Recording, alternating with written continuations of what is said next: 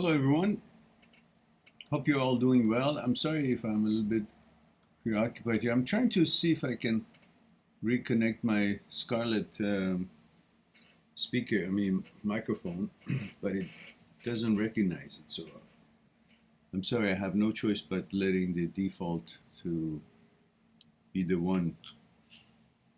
And the quality of sound is not that great, but until I get it fixed, I don't know what to do.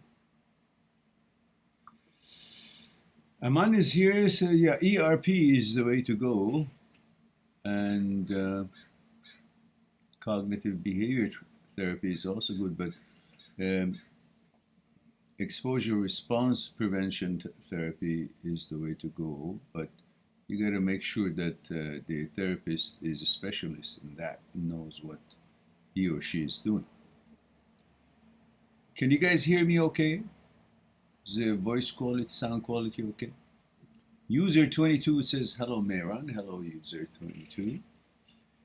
Aman 19, male India, says, hello, Mehran. Hello, Aman. And user 22, let us know about your gender, age, and where you're tuning in from. Steven says, hello. Hello, Steven. Male 40, Los Angeles. Thank you for that. Mike says, hi, sir. Hello there. Don't forget the protocol, like what Steven and Aman have done up there. If you look at Steven, it says Steven M40 LA. Just three little things, and I can get a lot out of that. Abhishek says, tell me about TOCD. My HOCD gone. TOCD comes. Just talk to your psychotherapist, Abhishek, because they're all thought-based, and you're just the way that you could see HOCD is gone, which now you can see it was clearly thought-based, as it always is. This other one is also the same, thought-based, but because you're in the midst of it, you can't see it, you think it's real, then you react to it, but then when it's gone, you see, oh, it was not real. Then, so because of that, something's going to be clear to you later on. Then make sure you stay your course and focus on what you are and continue your life as it's always been, and not do something based on thought suggestions that later on you're going to say, what the heck have I done? What is this? No longer is there, and things become clear to you that it was all thought-based, anxiety-based, and then, at least you haven't done something that you would regret later. So you got to get all these sorted out with your psychotherapist, and I'm sure that'll be okay. Knowledge, just get knowledge in. Don't believe your brain. Brain is an independent system. It does its own job of making thoughts. But every thought that it makes is not supposed to mean anything or define you. It's a thought. That's what its job. It's a machine, makes thoughts. And most of its thoughts, 80, 90,000 thoughts a day, it's just nonsense. Intrusive, not describing or representing you. Instead of observing your thoughts, you try to define it or give interpretation and meaning to it. Don't. Let them do their thing. Today they say you're this gender, tomorrow they say you're that gender, today they say you like this, tomorrow it's... Let them do. You just be you, who you've always been, what you prefer to be, what you like to be, what you know of yourself. The wisdom, your awareness should be guiding you, not brain and thoughts that it makes.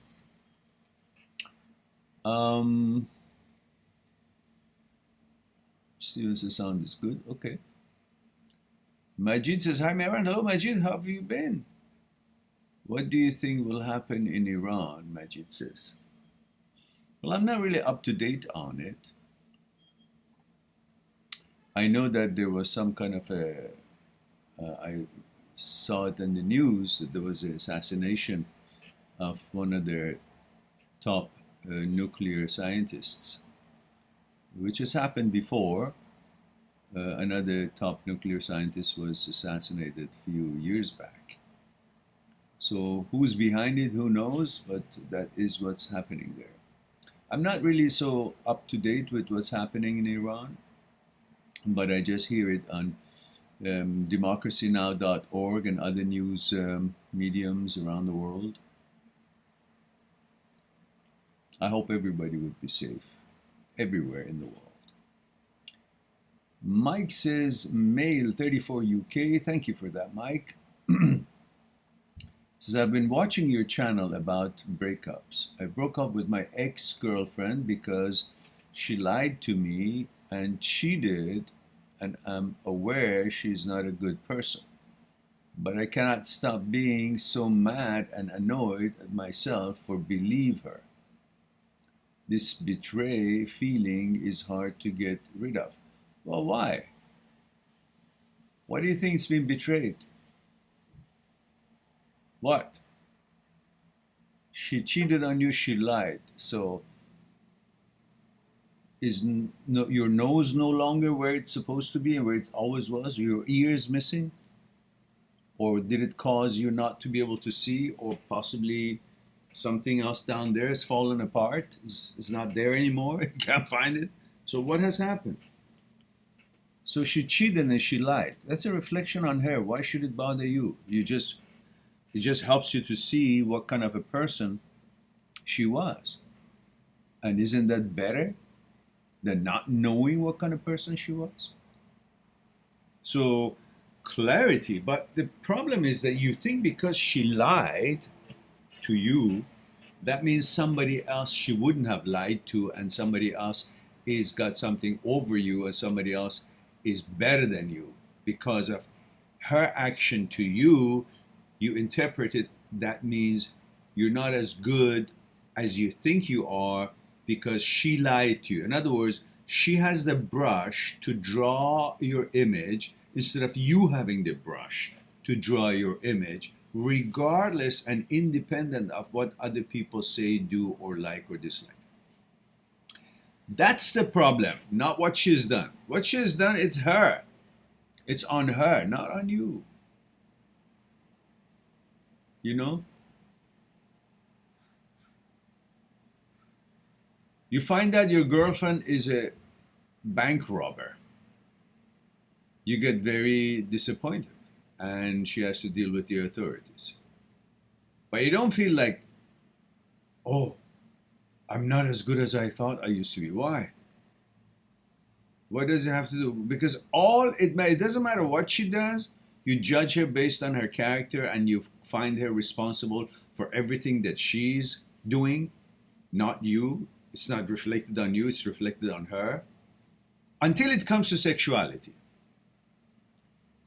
If she goes with another guy and she cheats on you and she lies to you, then suddenly you think that behavior that is also been done by her and she's responsible and only she's responsible for that, it's going to affect your manhood, your worth and value, your image. Why? Who died and left her in charge to draw all these images and give these values or take away? By her actions. It's like saying somebody is eating in that restaurant and you're going to be full because that person is eating. It's irrelevant to you. That person went to the restaurant, ate, it didn't pay, and start, escaping, or people after him, or the police after him, or the owner of the restaurant is after him. They're grabbing him, they're talking to him. So you think, oh, that means I'm in trouble. No, you're not. That guy is doing it.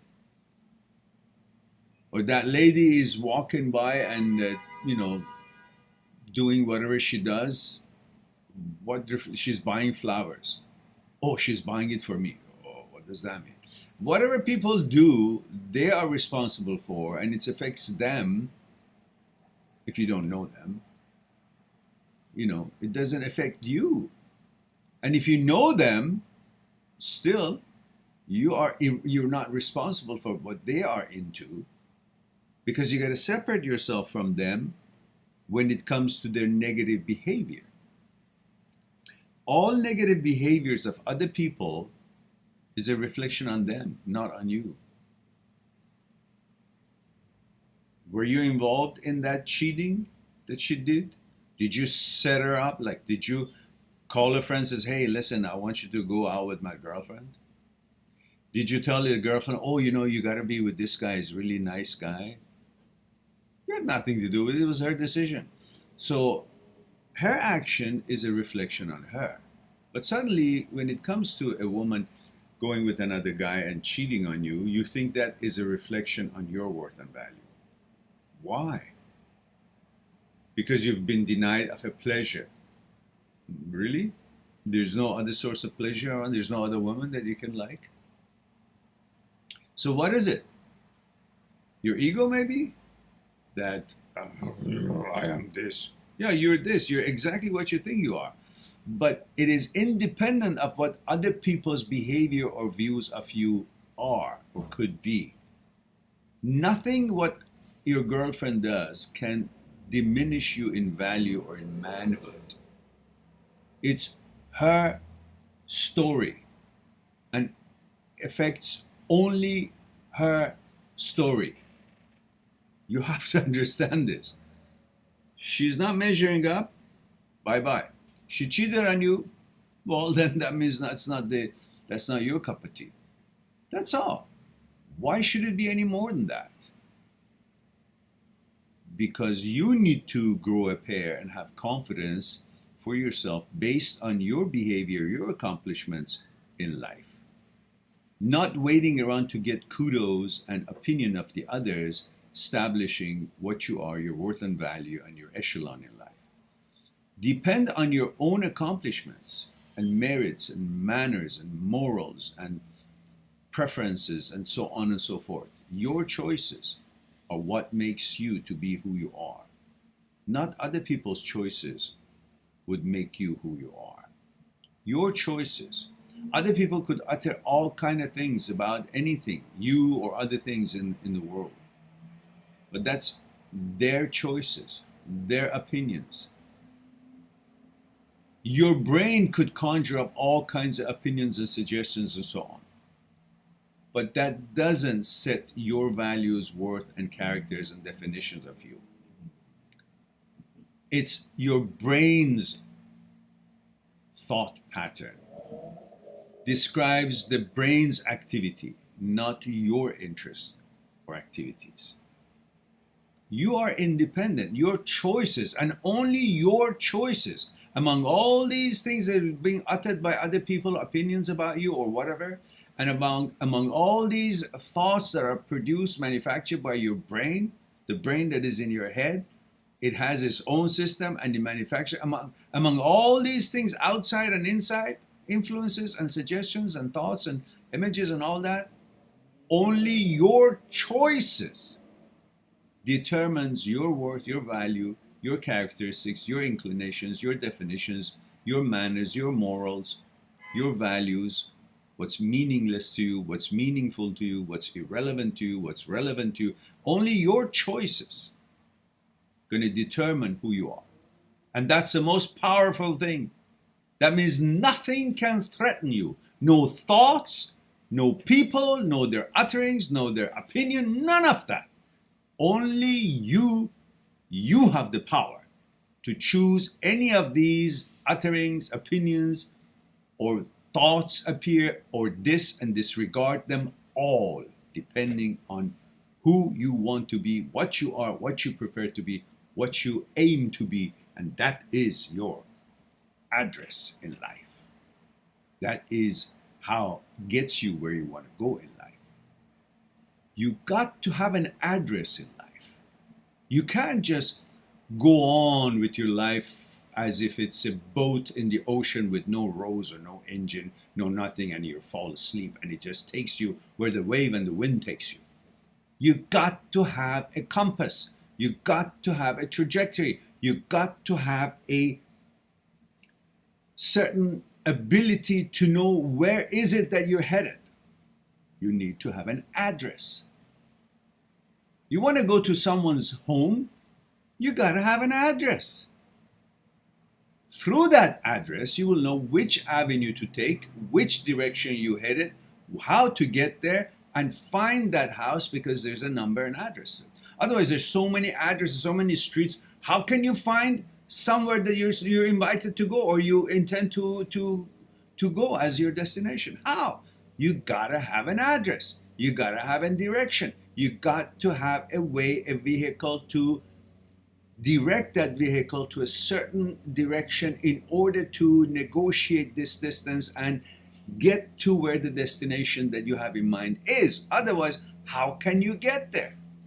You want to go shopping in the bazaar? There's so many things going to be offered to you. Buy this, sir, buy this. Oh, this is it. Oh, here it is. That's the person. Oh, this. But you don't want any of them. You can't be listening to all these offerings. You focus on the store that has the stuff that you want to buy, and you pass by all these other stores, all these salespeople, all these offerings, and you go directly to where you want to go till you find the store and the product that you want to buy. You got to have an address, a plan. Where am I going to go? What do I want? Where am I going to find it? How do I get there? Same thing in life. You got to have an address. What am I all about? What do I prefer? How I want to be in this life? What do I want to accomplish?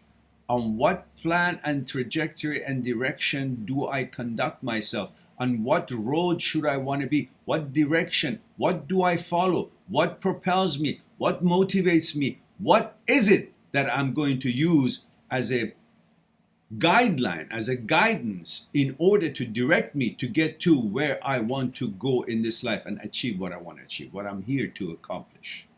You have to have a plan. What is that plan? That's my manners, my morals. If you have faith, your faith. To know about what it is that you like, you interested, you're not, everything about you, the colors that you like gives you direction to what kind of a clothes you want to buy. Just like your shoe size. I mean, you can't wear any shoes. You have a direction with the size of your feet. You know what shoe's gonna be fitting you. And then the style you like. You have all these in mind when you want to buy something. But in your life, you think that, of all these things that are being floated in the information highway in the world, I have to be affected by or influenced by or adhere to. No, you got to have an address. You have to have principles. You have to have values. And based on those values, you set your life going forward. Clear on what kind of food you like, what kind of nutrition you like, how you're going to eat, what kind of exercise, what kind of a health rituals you have, what kind of a habits, what meditation you want to do, what to eat, what to do, what educate yourself, what to be associating, what kind of people to be associating with. Whatever it is, their mentality, their upbringings, their family values, how they have been raised, these are what you got to know in order to choose your friends. Everything about you should be clear to you, and then when it's clear to you, you need to protect that. Whether it's your lifestyle or it's your exercise style, it's your nutritional values, it's your education, it's your political views, it's your inclination, sexual inclination. Everything is clear to you. It's all there. You just got to protect it. Most of the things that you need in life to get to where you want to go and have a good, safe journey is already known about you by you. You know your gender, you know what you like, you know what you don't like, you know what you want to study, you want to what you become, you know what profession you want to have, you know what kind of people you like to be around, you know what kind of a environment or job you want to have. These are all clear to you. You just have to protect it. In other words, keep them away from all these other influences that are irrelevant to you.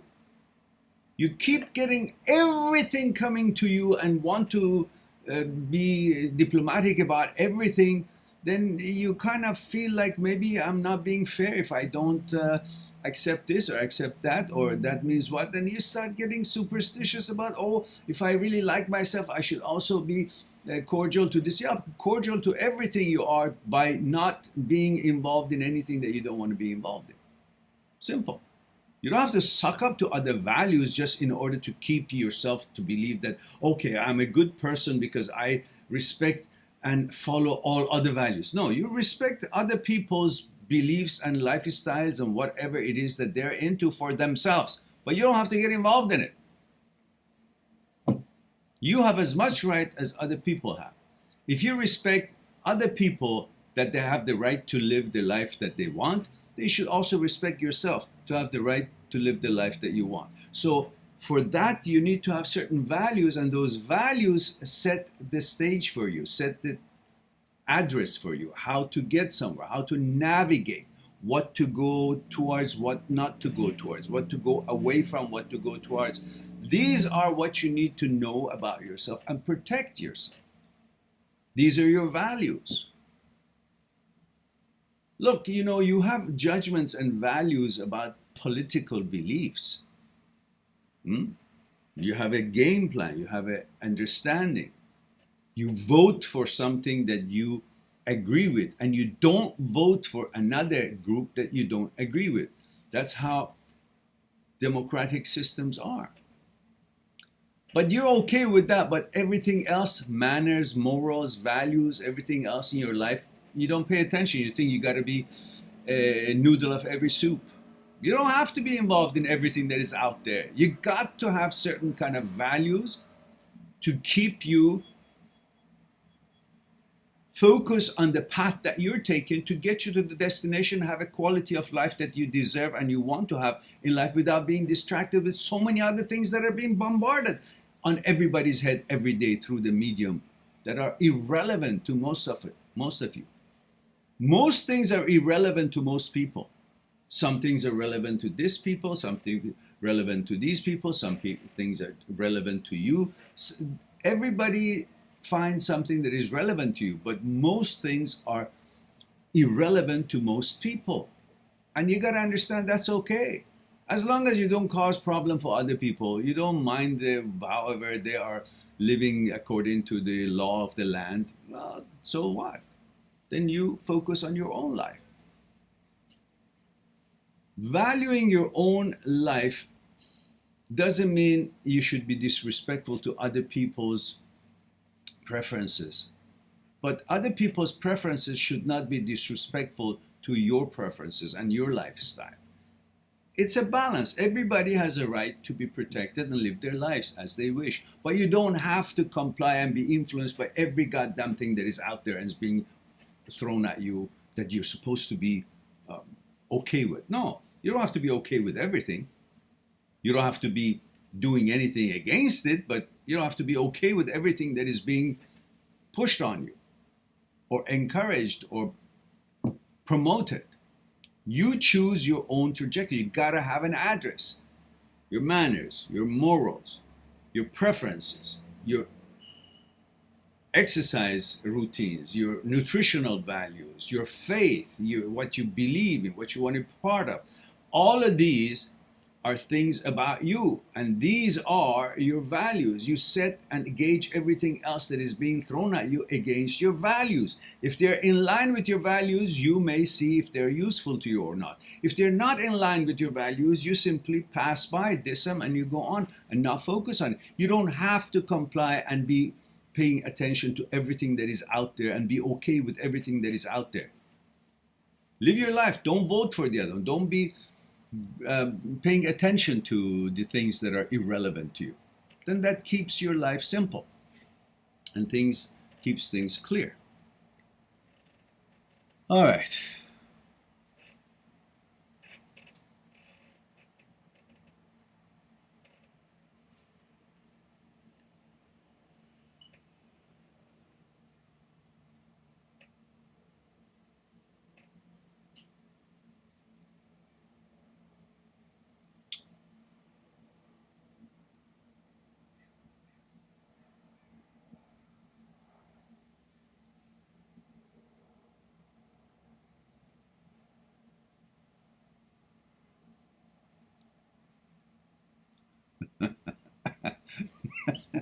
Aman, what the hell is that? What, what, what do you want? What do you mean? What is that question? What do you want permission from me to jack off or not jack off? What does it have to do with me? You see a girl on on internet, you think she's pretty, and you're asking me what is that question? So this question might be a little disgusting. And he says, but if I get little arousal by watching some picture on internet of girls, should I jerk off after that little arousal? How the fuck do I know? What? It's up to you. What, you want permission? I'm sorry, I'm not the jerk off officer. So go to the bureau and get a permission. It's you. Whatever you do with yourself is none of my business. But anyhow, Steven says thanks again for the email response. You're quite welcome. And Jeffrey says, hi Meran, Jeff, male 33, Toronto. How is it going? Well, you know how it's going. You just heard it, right? That's how it's going. There are 17 people here, 9 likes. What the hell is wrong with you guys? What about the other 8 people? Come on. Click your fragile butterfingers on the like and click on like. Didn't you see what kind of a... what I handle here? I deserve like, or don't I? Click on likes, for heaven's sake. And Steven says, thanks. Okay, no, good. And Steven says, I have one more thing to ask, though. Okay. Let's see, have I missed anything up here? No. And Luna says, Salam, dear Mehran. Salam, Luna John. How are you, dear? Glad to be tuning in. Thanks for tuning in. I've been looking forward all week. Oh, great. I'm delighted to hear that. UK 36 female. Thank you for that, Luna. And Luna says, Kefek al-yom mehranjan tamam shukran. Or shukran tamam. Luna Jan. Mike says, I don't want her, but I am thinking, how dare she lie or treat me like that after all that I have done for her? Look, if it was something good, she would have told you. Obviously, she's an idiot or an asshole. And you should simply count your stars and thank your stars that you got to know about this. But how dare she? Come on, Mike, who the fuck do you think you are? You think other people actually would have to get permission from you to be an asshole, or to get permission from you to be a good person? It's a reflection on them. What do you mean, how dare you? She's not going to change what her little brain allows her or encourages her to do based on how good you have been to her or how respectful you are. That's her life, her choices. But you have the right to judge her based on the choices that she makes. But you can't expect her to behave in a certain way because you're a good person. So get that out of your head, get that ego out of your head, then you can see that what she has done has got nothing to do with you. It doesn't affect you at all. It just tells you who she is, which helps you to make a decision and a choice that is good for you, which is get rid of her, not to be with her, because she just lets you know that she doesn't deserve all that good that you think you are giving her. Yeah? Carpe Diem is here. Says, good afternoon, Mehran. Good afternoon, Carpe Diem. Male 42 Canada. Great to see you, and great to see you as well. And thank you very much. Of course, I don't see any of you guys, but great of you to be here. User 22 says, I move on to Better Girl. Okay, good.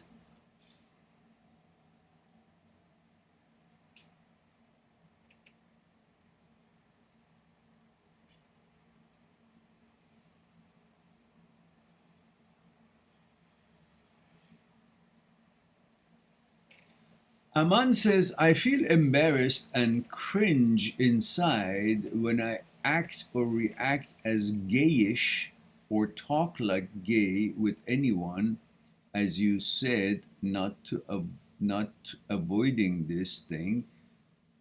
I let the behavior happen and didn't pay attention. Yeah, I just don't interpret things.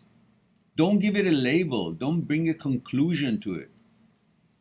You say what you say the way you say it. It doesn't have to have a label or be defined as a character, this or that or whatnot.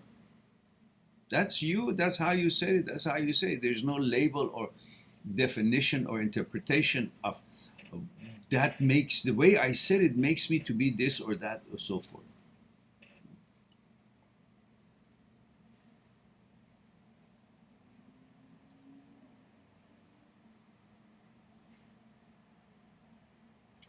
Aman says, and I didn't pay attention on behavior, but then I feel embarrassed when I see their reaction and I feel like I'm less manly. No, that's the kind of manly you are, and that's how you talk. I told you before, in my life, I've had friends that they were so feminine talking and behavior, their voice and their gestures and the way they would carry themselves. It was not a typical masculine way that you see in the movies or you see most people. But he was as masculine as they'll come. He was not any different than anybody else. That is how he was. You know, he was not homosexual, but he was heterosexual, and his behavior and his interactions did have a connotation of femininity, but he wasn't feminine. So it doesn't matter how you speak, how you walk, how you do. You are who you are. You're heterosexual, you're heterosexual. You're homosexual, you're homosexual. It doesn't define you how you speak or how you talk or whatever. You can talk however you want to talk.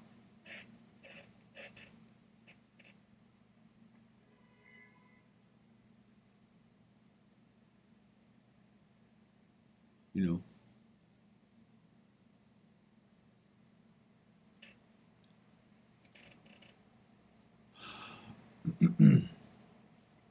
Mike says, thanks for advice, Mehran.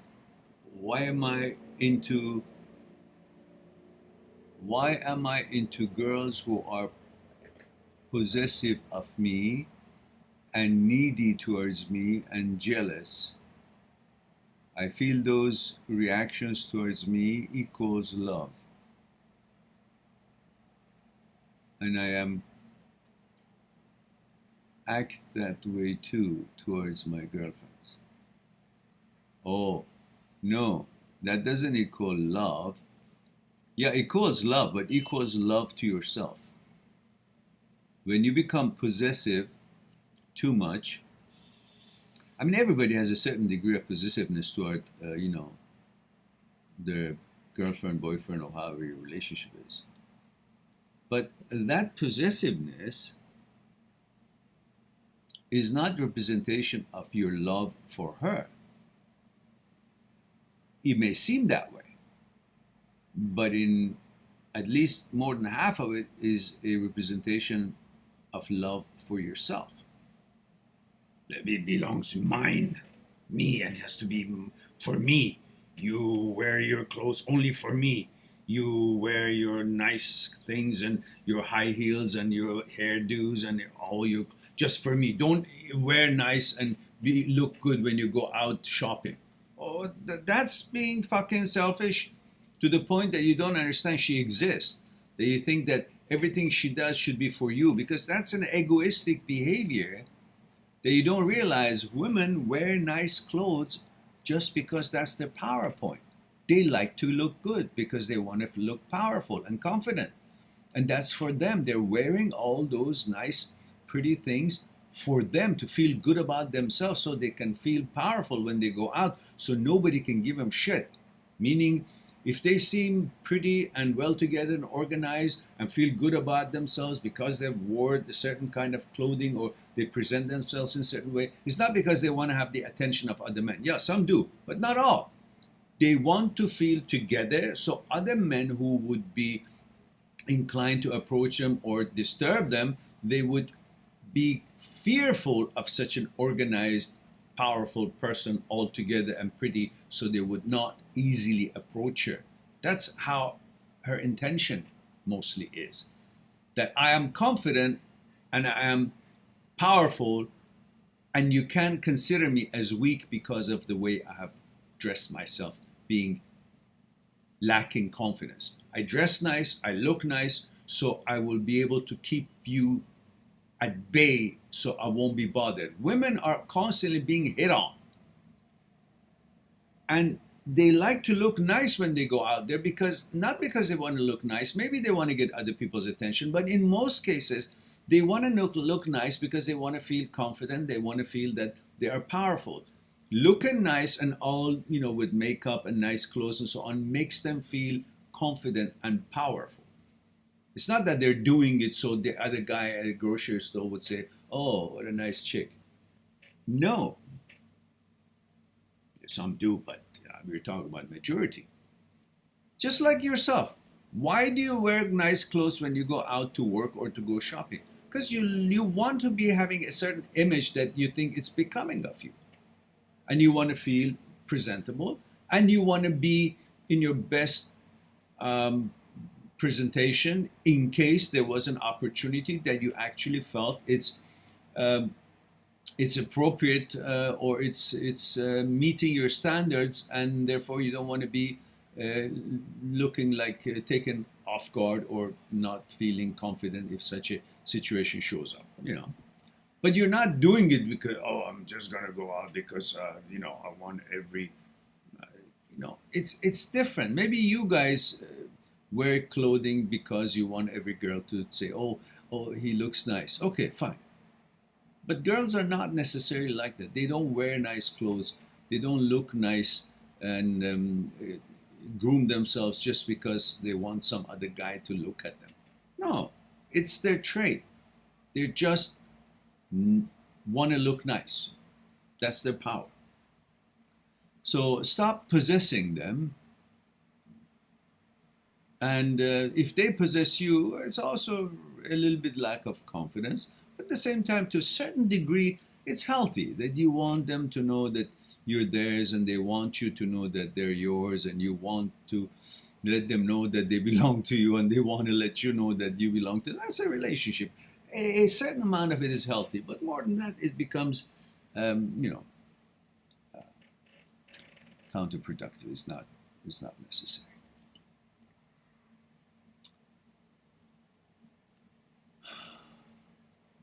And Mike says, I'm still possessive of my ex-girlfriend and jealous of men she's sleeping with now and dating now. How do I stop this behavior? Focus on the fact that you don't want a girlfriend who sleeps with other guys or cheats on you, and that is your criteria and that is your standards. And if she doesn't meet your standards, that's not a girlfriend right for you. That's all. Focus on that rather than, because the reason is that because you're only focusing on the intimacy and how she looks and all that so forth and the pleasure of sex, and you're not going into her character. You don't know your girlfriend's character. You know your girlfriend's ability to bring pleasure, sexual pleasure to you. You haven't gone any further to know her as a person. That's why you can't like or dislike her based on her characteristics and who she is. You just like or dislike her based on her looks. And that is hard to get rid of, because what's there not to like? If she's pretty and looks nice and you're not focusing on her character and her the contents of her consciousness, then you have no reason not to like her, ever. Because we men like women who look good, and sexually we are attracted to them. But if you don't see their character and what's in their consciousness, you cannot not like what you're designed and programmed to like for procreation. Your gene says, I like that pretty girl. But then when you get to know her, the bonding on consciousness and differences and divisions and conflicts would tell you if she's the right personality for you or not. Otherwise, if you don't get to know her, you will never know if there is anything for you not to like about her. Her mentality, her manners, her morals. You will never know anything about that. And then when she leaves you, you have no reason to think, oh well, yeah, I don't, yeah, I, she left, and that's okay, because you always say, why did she leave? Because all you think of her is her aesthetical beauty, physical beauty, and you're attracted to that. But you got to go beyond that and find out who she is. If you guys can be compatible on consciousness level, can you build a life together? Can you cooperate? Can you be unselfish? Can you be supportive? Can you actually work together? Can you accomplish things together? Can you build?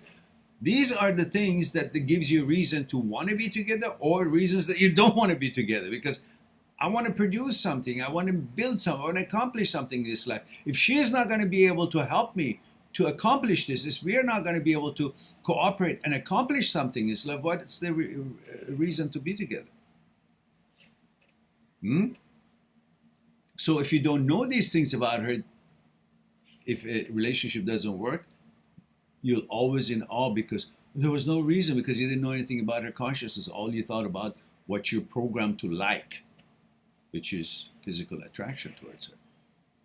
But that's not a credit to her. That's how she's been put together, and that's how you're programmed. So you like her because of her femininity, because of her being a woman, and you're programmed to like that. So, but once you go beyond there and you look, okay, her behavior, she cheats on me, she lies, I don't like that. Then you have reasons why you can move on, because these are not the traits that you would prefer in a girlfriend. Anyhow, I think you got the gist of it.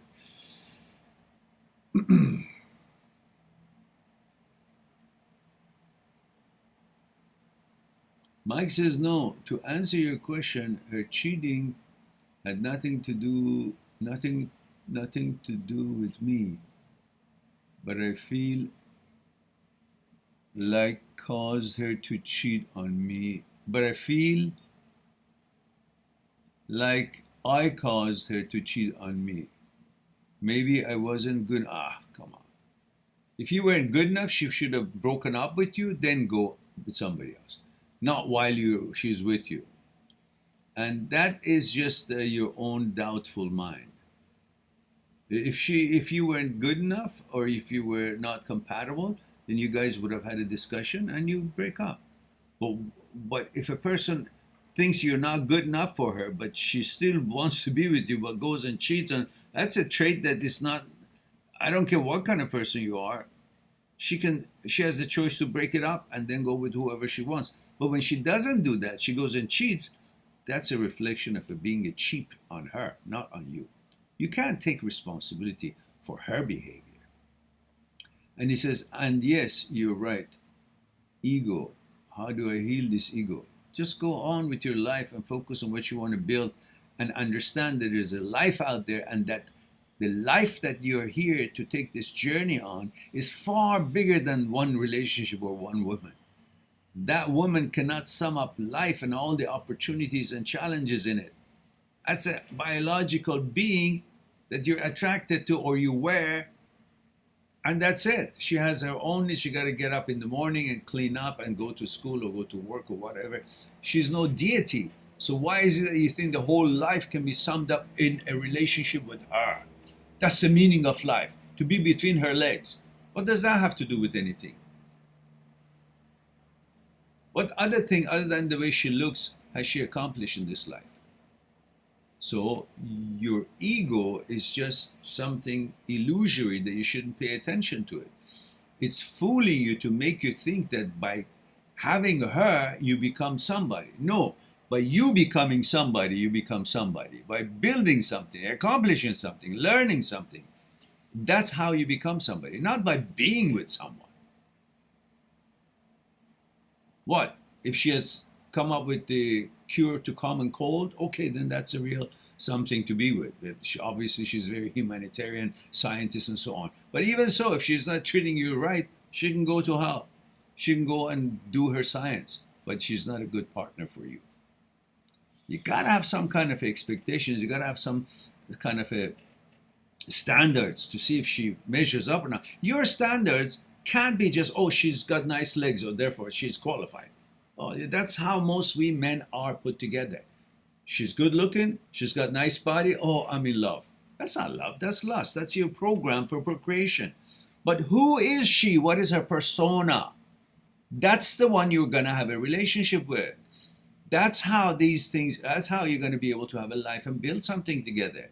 Cooperation, compatibility, supporting each other, understanding each other, conversations. The other part is pretty much irrelevant. That's your sexual design.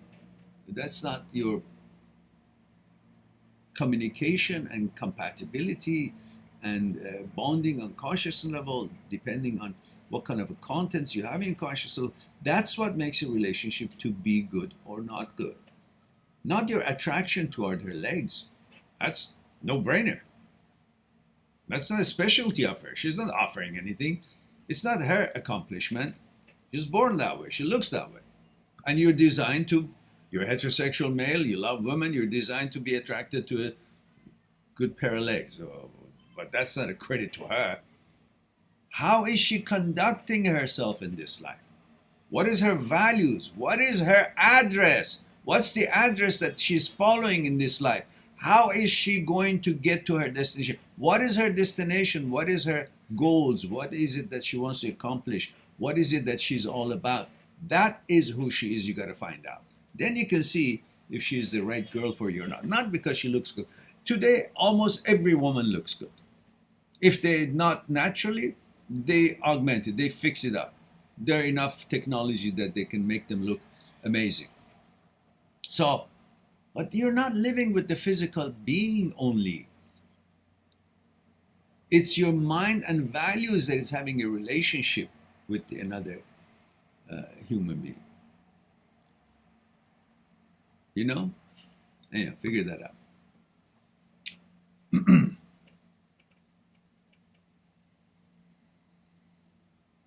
User 20 is strange, I'm not jealous. Okay. Except she lies a lot and don't give me any information, then this is a bad behavior.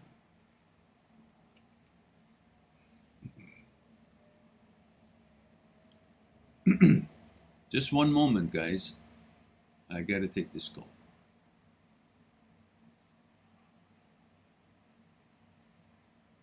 Oops.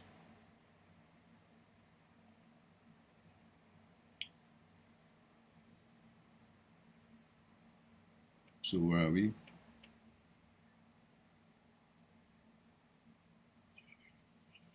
Okay, I missed it. um,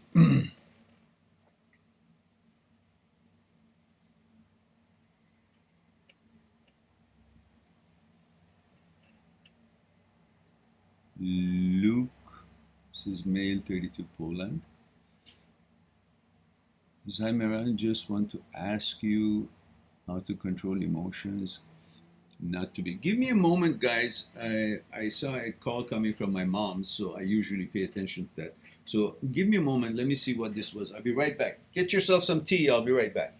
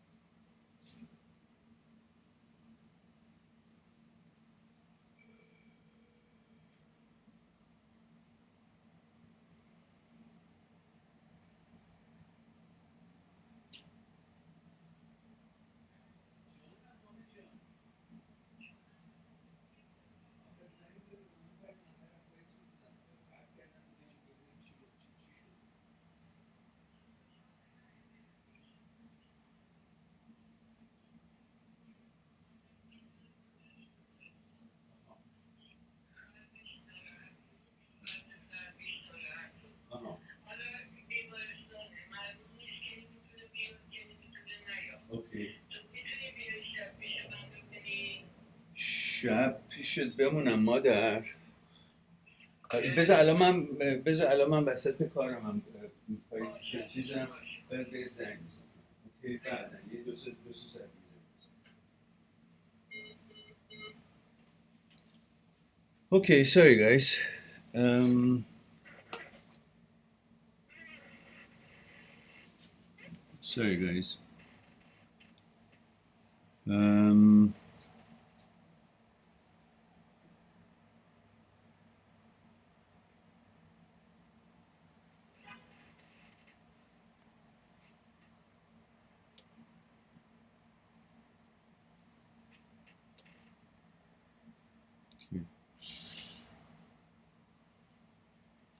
so Mike says, and how COVID in Canada? Marin, well, COVID is still here. Can't get rid of it yet. It's bad in the UK, I hear that. But I see my ex-GF partying it up in this pandemic and makes me mad.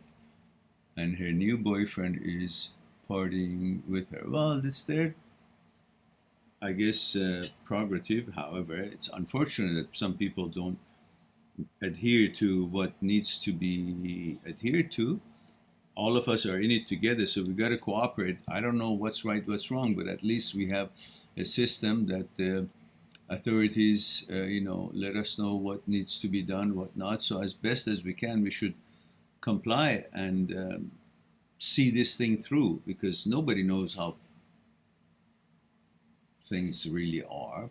But at least we can do our best to be unified as a nation, as a country, as a world, to get rid of these things with the best possible, conduct. And I don't think going to parties would be the right thing to do. It should be adhered to what the recommendation of the doctors and scientists and authorities of the country is, and then see if at least we've done our part.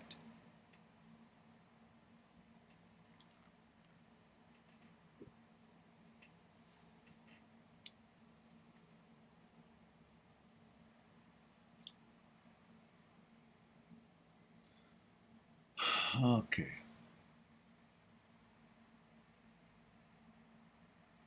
Mike says, shake my head. How do I not get mad and just let those people be and just live my life? Mike, that's the only chance you got, only choice you got. We can't be responsible for people's behavior.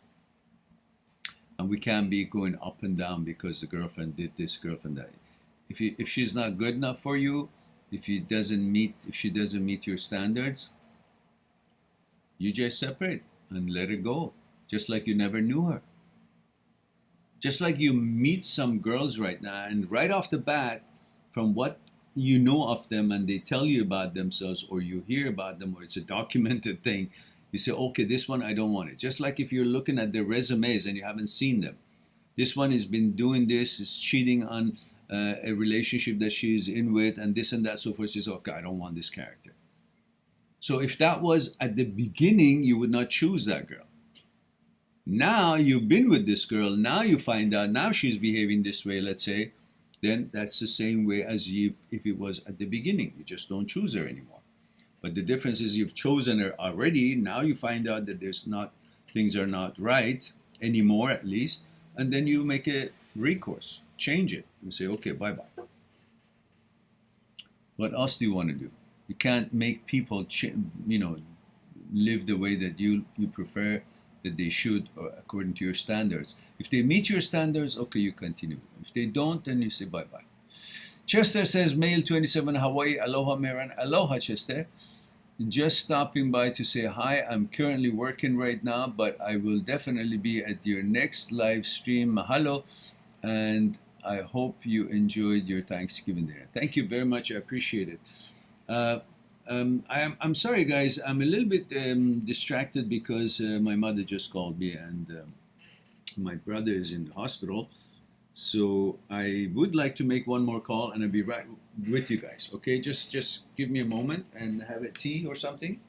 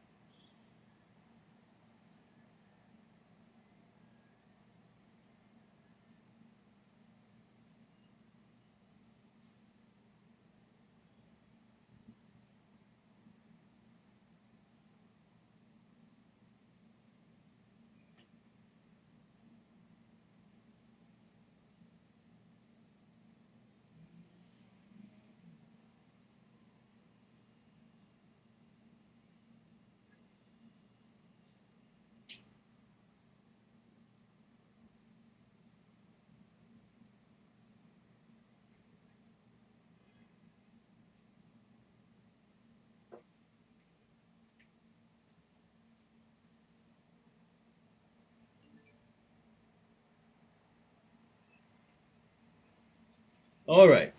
All right. I'm back. Sorry about the delay. So, where were we? Rolling on says, hi, Meran, male 34, Texas. Oh, hello. Howdy. Carpe Diem says, thumbs up for Meran. Yes, please do. What the hell? There are 18 of us here and 15 likes. 3 more thumbs up. Let's make it great channel grow. Yes, guys, listen to Carpe Diem. If you don't listen to me, bloody hell, press on that like. Honey, that's a nice name. Says, hello, 28 female Chicago. Hi, honey. All right. Okay. John says, hi, Meran, male 17, Nigeria. Oh, my goodness, we're reaching that far. And he says, I love all your videos, and they've been helping me through a tough breakup I'm going through. Okay, I'm delighted to hear that you're finding the videos helpful. And Siam Miss something says, hi, sir, 27 years old, male. From where? What's the first thing I should do after breakup from a 3-year relationship with the person I thought I'd marry? The first thing you should do is this. Just hang on. One moment. Ein Moment, bitte. So that would be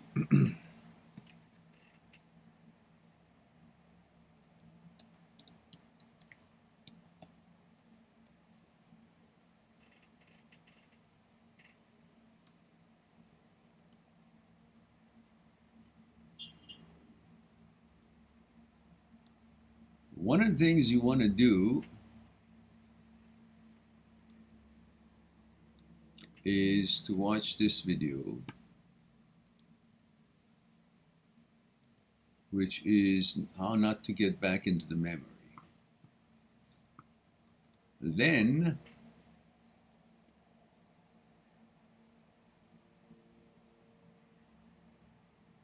if you go to my channel and then write in the search engine of my channel just the 3 words, after breakup. Some of the titles you'll get would be how not to go back into the memory after breakup, how to rewire for happiness after breakup or depression, ex got engaged so fast after breakup, what not to do after breakup with children involved, why suffering after breakup, how to be happy after breakup and beyond, appreciating life after breakup, are you having negative thoughts after breakup, how to overcome that loneliness after breakup, how I got to do really well after my breakup, you, ex, and your child after breakup or divorce. After breakup, what are you missing? And many other things. And one of the other ones that I'm looking for. So you go and click and just write 3 words, after breakup. And then you will, and they're all separate. After, 1 word, break, 1 word, up, another word, 3 words. And you will find many videos stuck after breakup. Let's see why. How to deal with being anxious after breakup. So you can see there's all kinds of support here after breakup. And there's also another one that I believe it's probably continuous here. That's why it's just 30 videos right here, and then there's a lot more.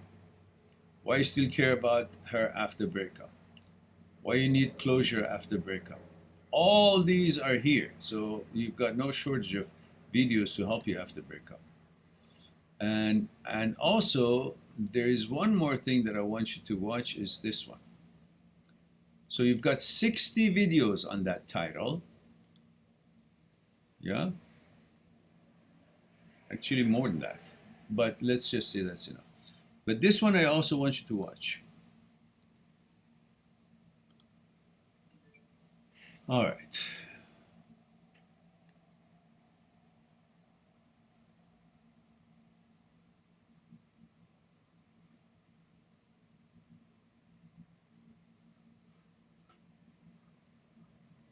All right.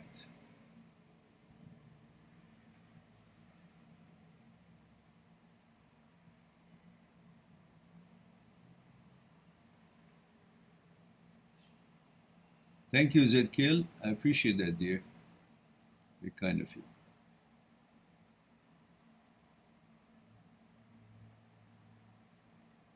Thank you, Carpe Diem.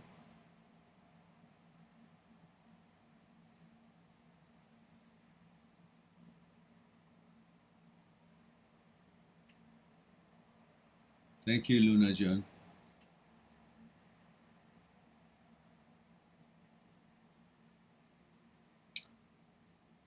All right, let's go back to where we were.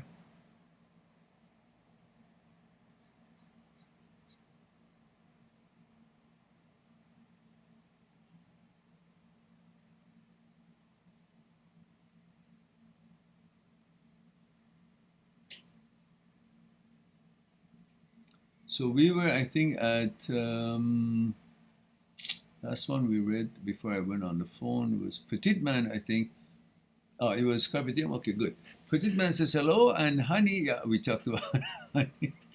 Honey says, and we talked about John in Nigeria. Was it Nigeria or New Jersey? John, which one is it? And yeah, so okay. So we discussed that for Siamak or Siames or whatever the name is. I'm sorry, I can't know it. And now we're on Honey. Honey says, what is the psychology behind someone who is raising multiple animals at home? My friend got married recently and just bought cats, turtle, and chameleon. I thought being newlywed, you want enough for each other, but weird why he is buying all these pets 3 months into marriage and only posting their pictures, not of them, together on Facebook. Is that you who got married and that's your husband, or is it friends? Honey, respond to that, please. Then I would perhaps share a thing or two. Petite Man says, Yara and Petite Man are laughing. I think it's about the animals, I think.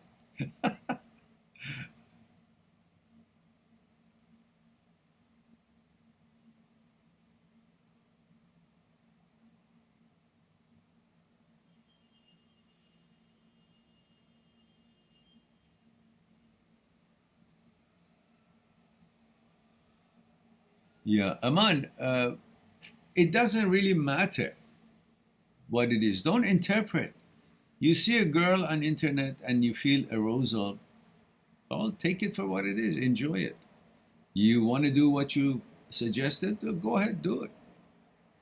But don't think you have to do it because you have to now prove that, oh, yeah, I'm attracted to girls because the HOCD is now hitting me, so I now see the attraction to girls, so that's good.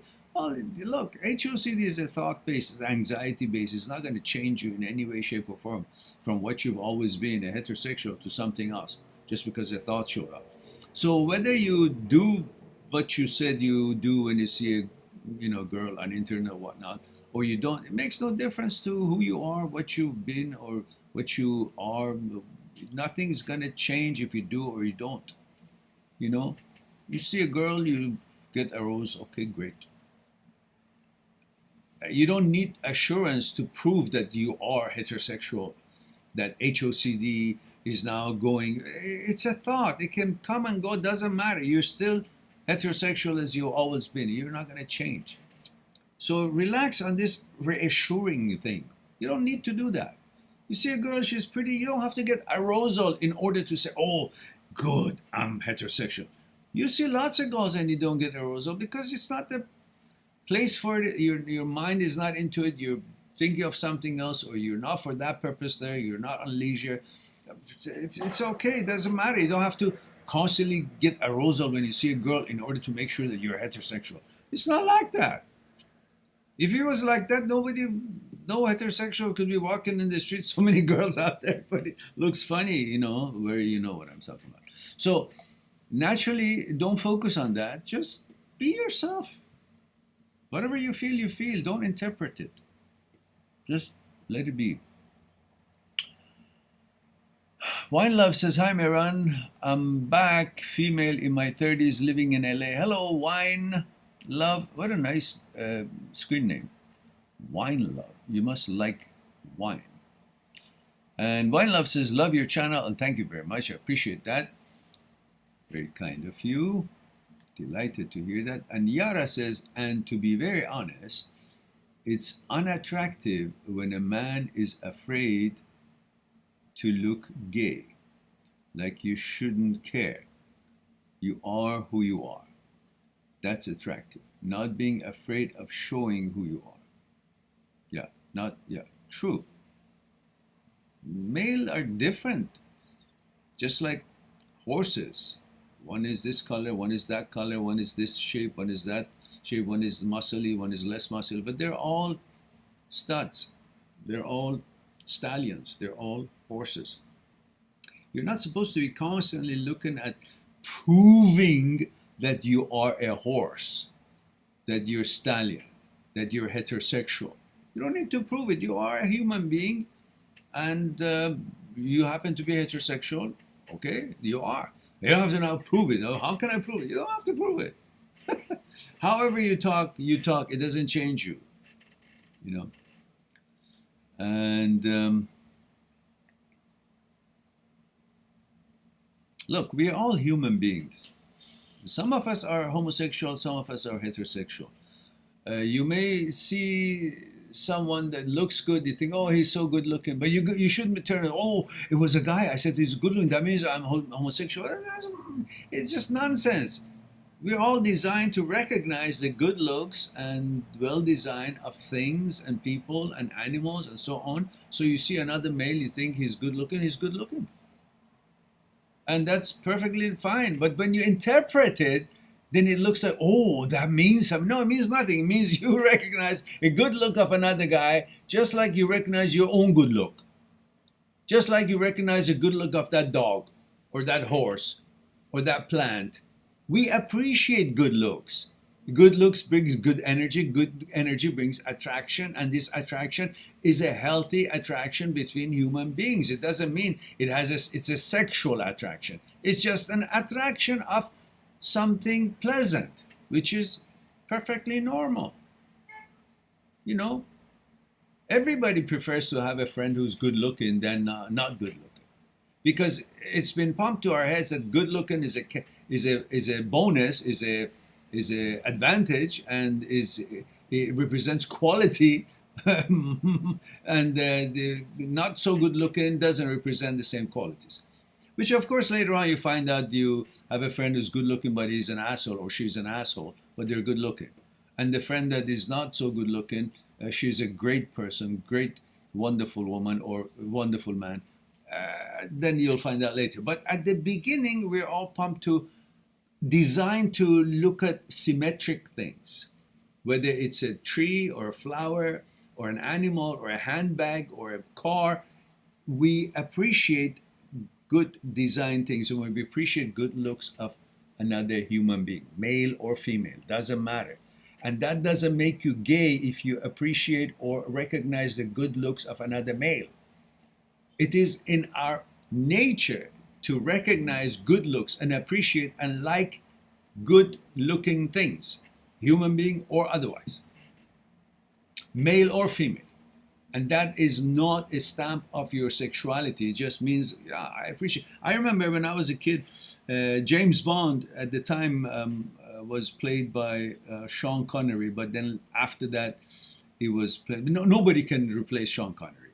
He was a good-looking man, and also he played James Bond the best. But then after that, there was an actor, Roger Moore. He's a good-looking man, nice hair, and so on.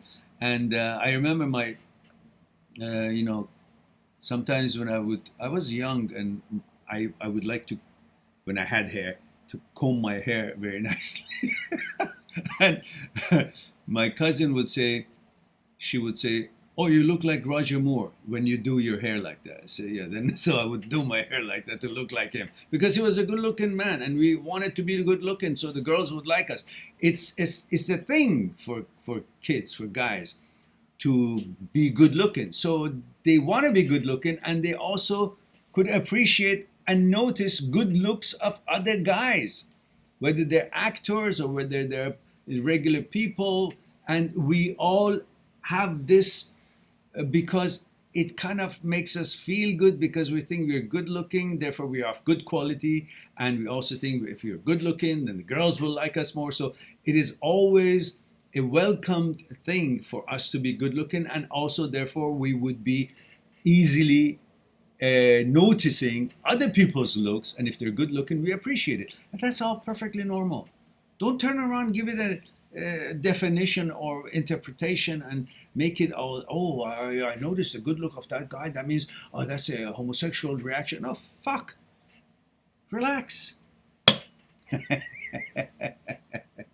These are all anxieties that leads to HOCD. Don't give a shit. All right.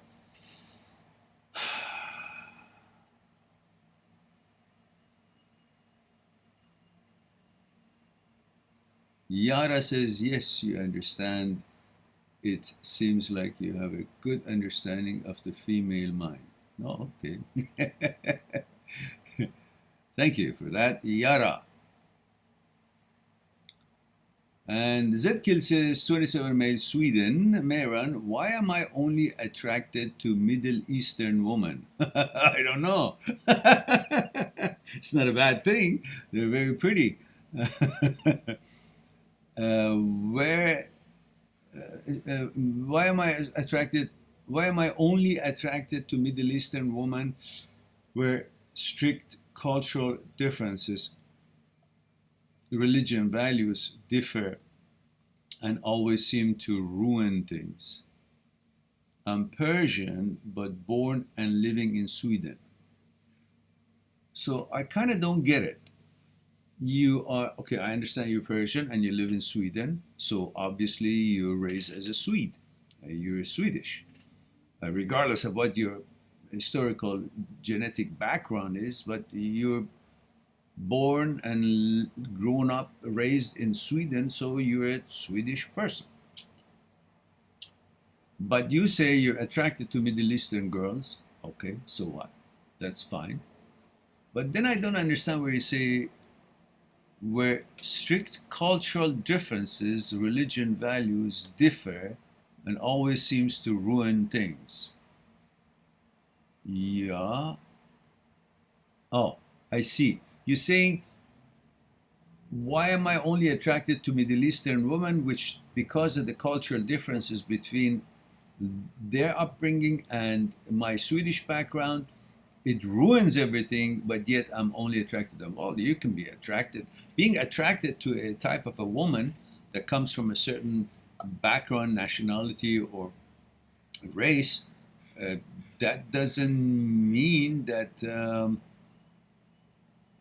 that has nothing to do with the fact that the cultural upbringing is going to ruin it, but you're attracted to their aesthetics. What does it have to do with? You can be attracted to, I don't know, a blonde and blue-eyed girl, but if she's been raised in Middle East, and she may have those values, that it would still cause trouble for you because you come from a different value system and cultural background. So, but there are also lots of Middle Eastern women who don't have necessarily the kind of strictness that you're referring to. So might as well find a Middle Eastern looking lady that you like who has been raised in Sweden or raised in different parts of the world that is not having such a heavy connotation of the uh, cultural differences that you're referring to. Azadkil says, sorry Meran, ولی شنیدم کسی بیمارستانه. امیدوارم همه چی خوب باشه. Oh, thank you very much. Oh, yeah, thank you. I appreciate it. Yeah, I just heard from my mother that my brother wasn't feeling good and he was taken to hospital by ambulance. And so that's of course. Oh yeah. Well, okay. So Stephen says, after working with her last Thursday and from our interactions and the conversation I had with her before leaving, I know her interest is there. The only thing I'm looking for now is for her to initiate a text with me. I feel by not texting her, which is what I have been doing for the past 2 weeks, is working, but I go 4 or 5 days until seeing her at work. That's okay. You know, that's okay. You want to text her, but if she doesn't text you back ever, then stop texting. Maybe at the beginning you guys were at the stage of texting and that was working for both of you. She was texting, you were texting and all that. But now that you're boyfriend, girlfriend, the texting perhaps is not her thing anymore. She wants to leave it at maybe when you guys see each other and not making it a cumbersome effort that I have to text, she has to text. So she now thinks that you expect her to text and she doesn't want to be bound with that. So leave her be. Don't text her, don't expect text from her. Let her be. If she does text you, great. You know, and if she doesn't, that's great. That's okay. Don't give it a second. Don't interpret why she's texting and don't interpret why she's not texting. Just live your life. You see her, great. You happen to want to do something with her, text her, see if she's got the time or agrees with it, or you can coordinate with her. If she texts you, fine. If she doesn't, if you don't have anything to say, don't text. Don't make it a ritual because obviously she looks like she doesn't want to have that kind of a thing in her mind that you expect her to text or that she's expected to be texting or you have to text in order to keep the line tucked in, to keep the line tight enough so she won't escape. Don't give her that feeling. Just don't text. Let her be in control of her own life as everyone must and you be in control of yours. If she texts you, respond. You want something from her, you want to go out with her, you text her, says, listen, I want to go get a bite to eat. What are you doing? You feel like that?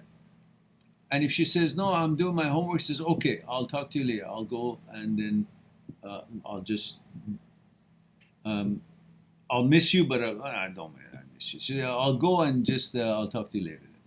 Or something like that. It just don't make a big deal out of it. That, oh no, please come and I'll study later. Don't do that shit. All right. Carpe Diem says, wishing much health for you and your family. God bless you and your family. Thank you very much, Carpe Diem. I appreciate that. Very kind of you.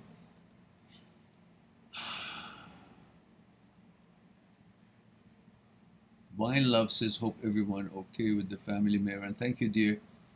Very sweet of you. I appreciate that. Yeah, me too.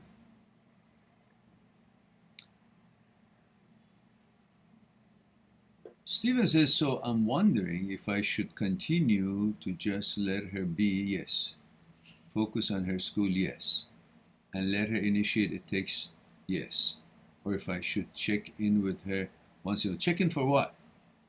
It's not a military checkpoint, sir. Is everything okay there? Yes, it's okay. Thank you very much. What? Let her be.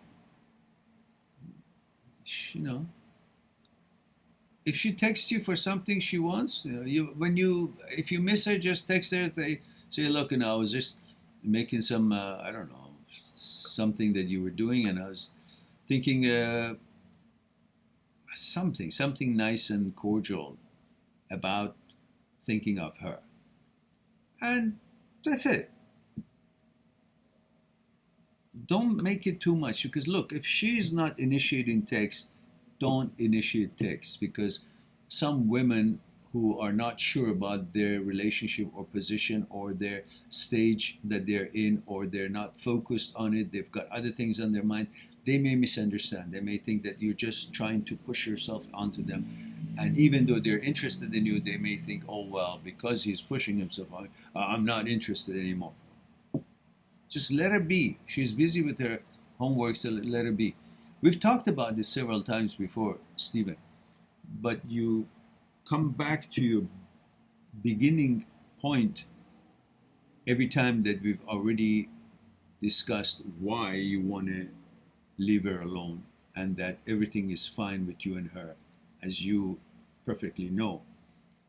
But then you want this assurance, which is unnecessary, and this assurance seeking is going to ruin your relationship. Nothing is better than letting people breathe and let them approach you. If they ask you for something, when you do what they asked for, it means something, and its worth and value is clear. But if they haven't asked anything, and you just simply do something for them that you think they will enjoy or they might want, then the value of what you just did for them before they asking for it is not as much as when they ask for it. So leave it be. You're there if she needs to. She's not going to fly around and the guys are not lining up at the door, or she's not opening the door and says, okay, free sex, come on in, because Stephen is not here. That's not going to happen. So get all that shit out of your head. You don't need to fortify your situation. Just leave it be, and she's busy with her own things, and don't make her like end all be all. What she does, if she pays attention to me, then my life is fulfilled. If she pays attention to her own studies or her own thing that she's doing, then I'm suffering. No, what? Let her do her own shit and clean up her own life, and then when she's all spiffied up and she's done her exams and she's really into it, then you will take her out, or you talk with her and see what she wants, or pay attention to her. Don't pay attention to her when she's not ready to pay attention to you, when she's busy with other things. That actually backfires, makes her think that you don't let her take care of her own responsibilities and duties and what's important to her. Stay away, stay back, give her freedom, give her to do her thing, accomplish her things, and then when she's ready and good, she'll text you, and then, the rest of it. Wine Love says, how do I control informational OCD? How do you control OCD? Oh, you mean you don't have an OCD, or you do have OCD? When I date boyfriend, I need to find out every informed about them from before. Oh, I see. Informational. I got it. You got to know everything about them that happened with them before you, like what kind of girls they were with and all that, right? Find out every informed about them from before, and while we date, need to know everything about their day. Who they tell you're a nightmare, aren't you? For you, because you know how much energy it takes from you. All day long you're thinking about what he's doing, and when you come back, you want him to tell you everything, and then you have an anxiety. What if he's not telling you everything? If what he's telling you is everything, and then you have this negative thoughts of what if he's lying, what if he's not that, I gotta make sure. So you ask again, did you actually put your hand on this part of the railing on the bus? Was her hand close to you? How far? How much close was it to you? Did it touch your hand? detail like this is going to drive you crazy, and it's really doesn't matter. It really doesn't matter. All it does is because you think world is only good if everything about it is perfect. Perfection is your problem. And the anxiety of losing something, the anxiety that something is not perfect, the anxiety that you may not be perfect, these are all playing in your head. But they're going to actually cause you to spend lots of energy during the day to prove to yourself that some fucking thing is got symmetric distance between this one and that one. And it's unnecessary. It doesn't have any bearing in life or its possibilities. All it does is it takes away the energy that you should have to enjoy other things. Yeah. Wine Love says, like I have a list and need to cross off every little thing on it to make myself feel better and trust him more. No, you need to focus on being able to live with uncertainty. The problem with anxiety is that we expect things to be perfectly certain. Nothing in this world is certain. Every day you're living with uncertainty and you're okay with it. But when it comes to your relationship, suddenly you doubt this, or comes with your sexuality sometimes. That's HOCD. You doubt things, but everything else, you're okay with uncertainty. But everything else, other than everything else, you need to actually be certain about it. Like there's certain things that you want to be certain, but everything else in life you're going through with uncertainty and you're perfectly okay with it. Like death. We don't know when we die, when we don't. I mean, we know we don't, but we don't know when we die. And that's an uncertainty, which is actually very important, the end of our life. But we're living with that every day without knowing and without being certain of the duration and length of our lives. And we're okay with that. We're handling that perfectly.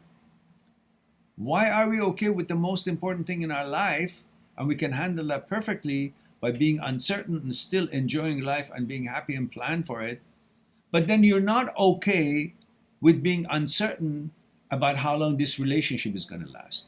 If he had, I don't know, chicken soup, or he told you he had, I don't know, barley soup. It's important for me to know. Why? Who gives a fuck? Focus on bigger things and don't sweat the small things. Did he look at that girl? He's got eyes. He's supposed to look at everything that passes by. If he acts on it or not is important. And it doesn't matter just because he's got 2 legs and 2 eyes and he's alive. That means every girl that he's going to see is going to go after him. Who thinks that all the girls that he's going to see, they're going to actually give him a time of the day? Just because you are in a relationship with him, you think every other girl is interested in the guy? No.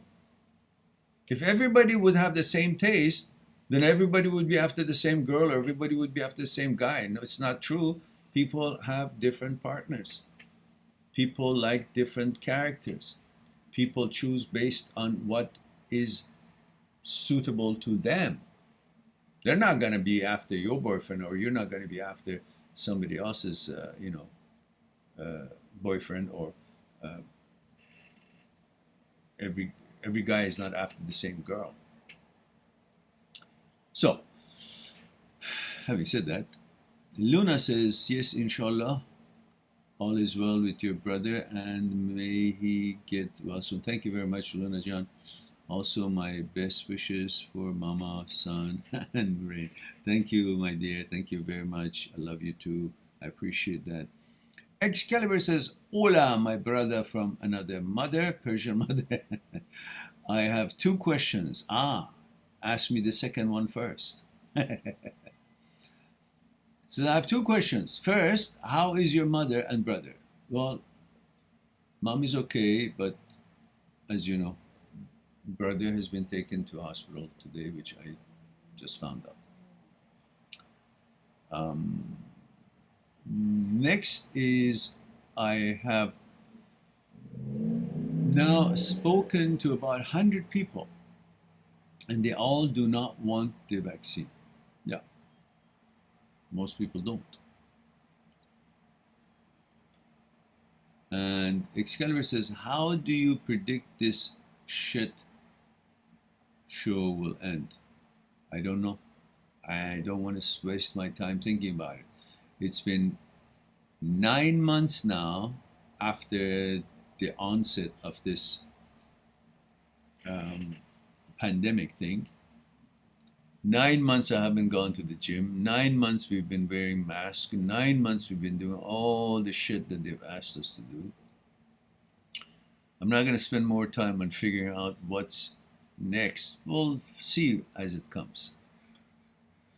I don't like to use the vaccine. I don't want to get the vaccine. I'm going to wait and see how it affects. I don't trust any of these companies, assholes who don't really think of us human beings being who we are and our lives really matter.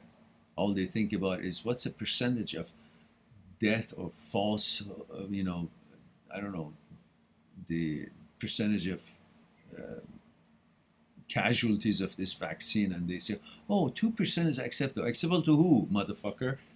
Acceptable to you, you're making the money, or acceptable to the family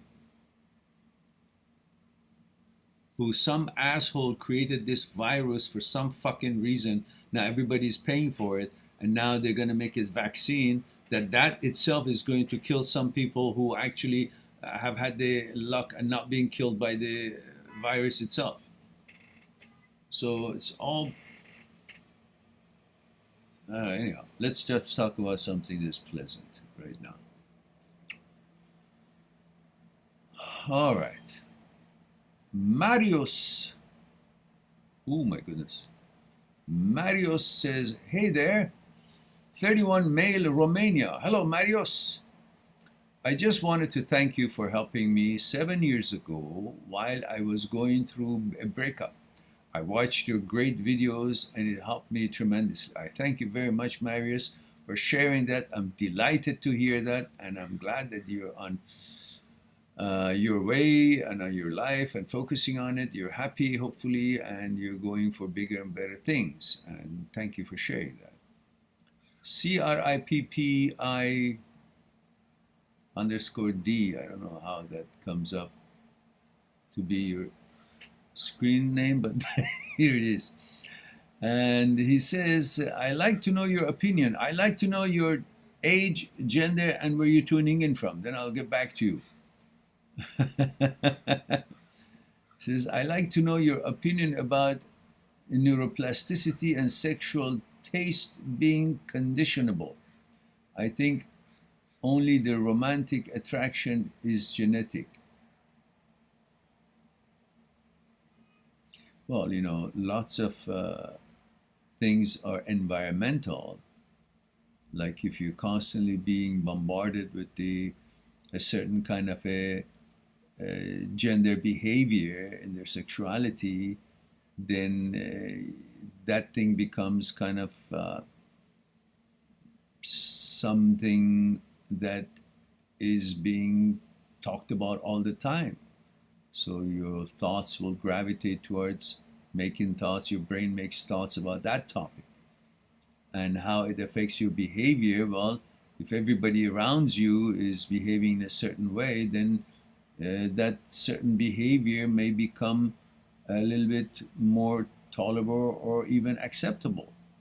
So it really depends on the behavior that is happening around you. We are part of the environment and we get influenced by the environment. That's why it's so important for our communities to be balanced in their approach of discussing and putting on public forums and venue more than necessary, the constantly talking about different lifestyles and focusing on different sexualities and so on.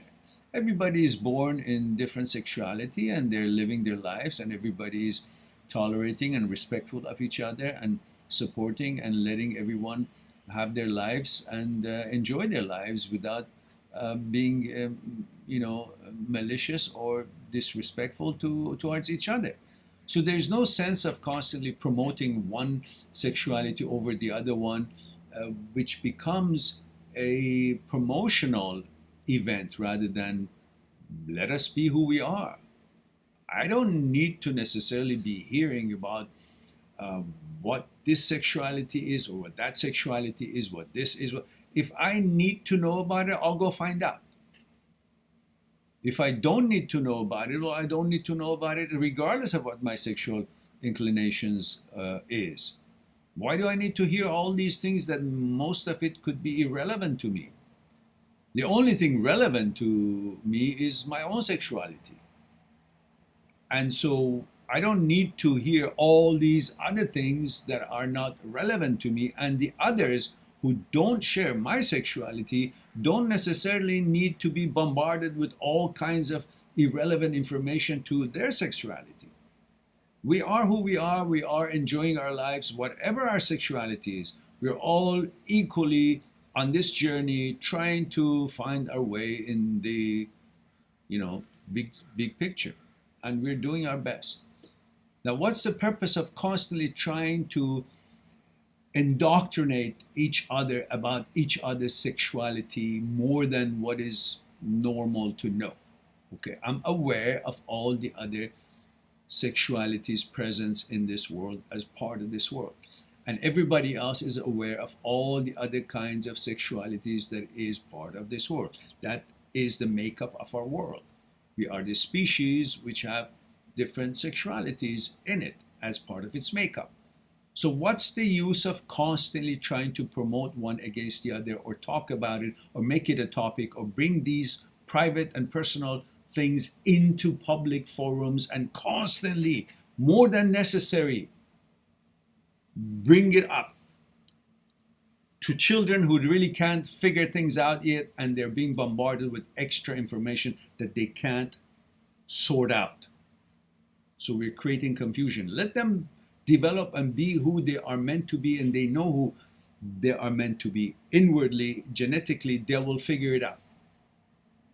But trying to pump them up, whether it's for political reason or selling products or getting votes or whatever it is, there is no reason to bring these personal informations more than a normal level. And I feel there's a lot more than is necessary in the world, and it's not beneficial to anybody. I mean, I don't see propaganda about my sexual inclination as a heterosexual being constantly broadcasted. And I don't think people who are not heterosexual would be appreciating to be bombarded with all kind of information that is irrelevant to them. And so why don't we leave this sexual thing to be a personal, private thing, everyone to their own, and unless we're curious about to find out something, then we don't need to constantly have this as part of everyone's necessarily supposed to know about everybody else's lifestyles. And it just brings extra information that is not necessary. That's what I think. So let us all be free and live our lives the way we are designed or genetically programmed, and don't need to promote one against the other, because that causes divisions and conflicts and unnecessarily.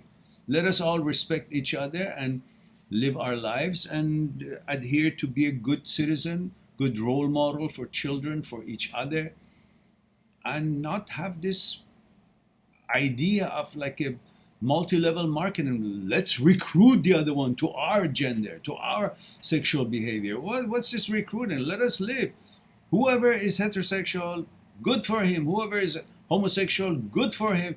Whoever is what is good for them, let them be as what they are meant to be and want to be.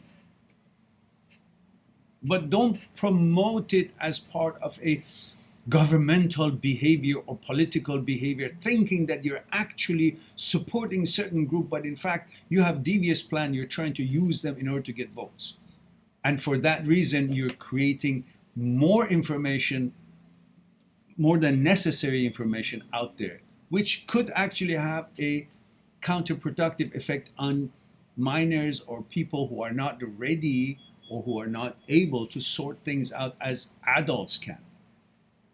Anyhow, that's what I mean to say. Okay.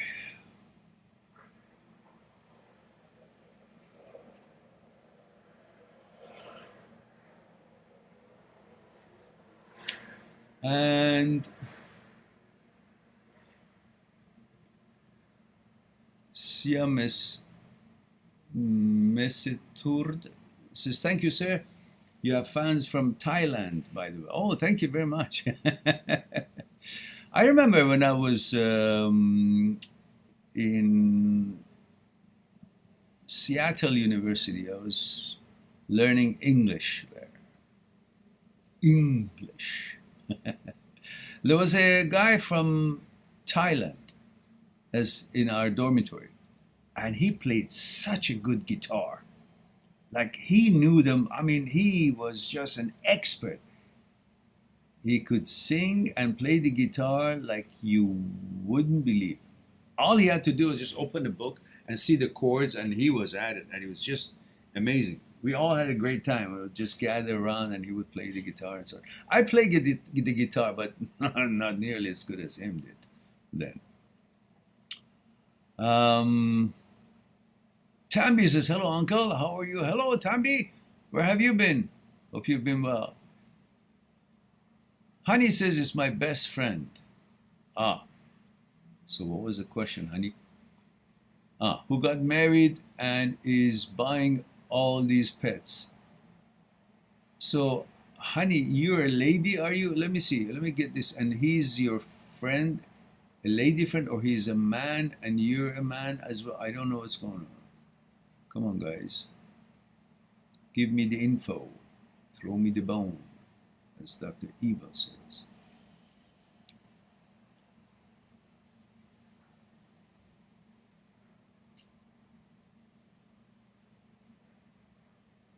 Okay.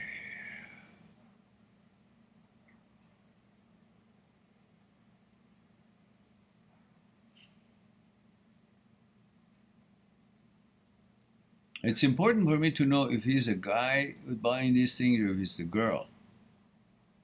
And yourself, are you what is your gender? Are you a man or a woman?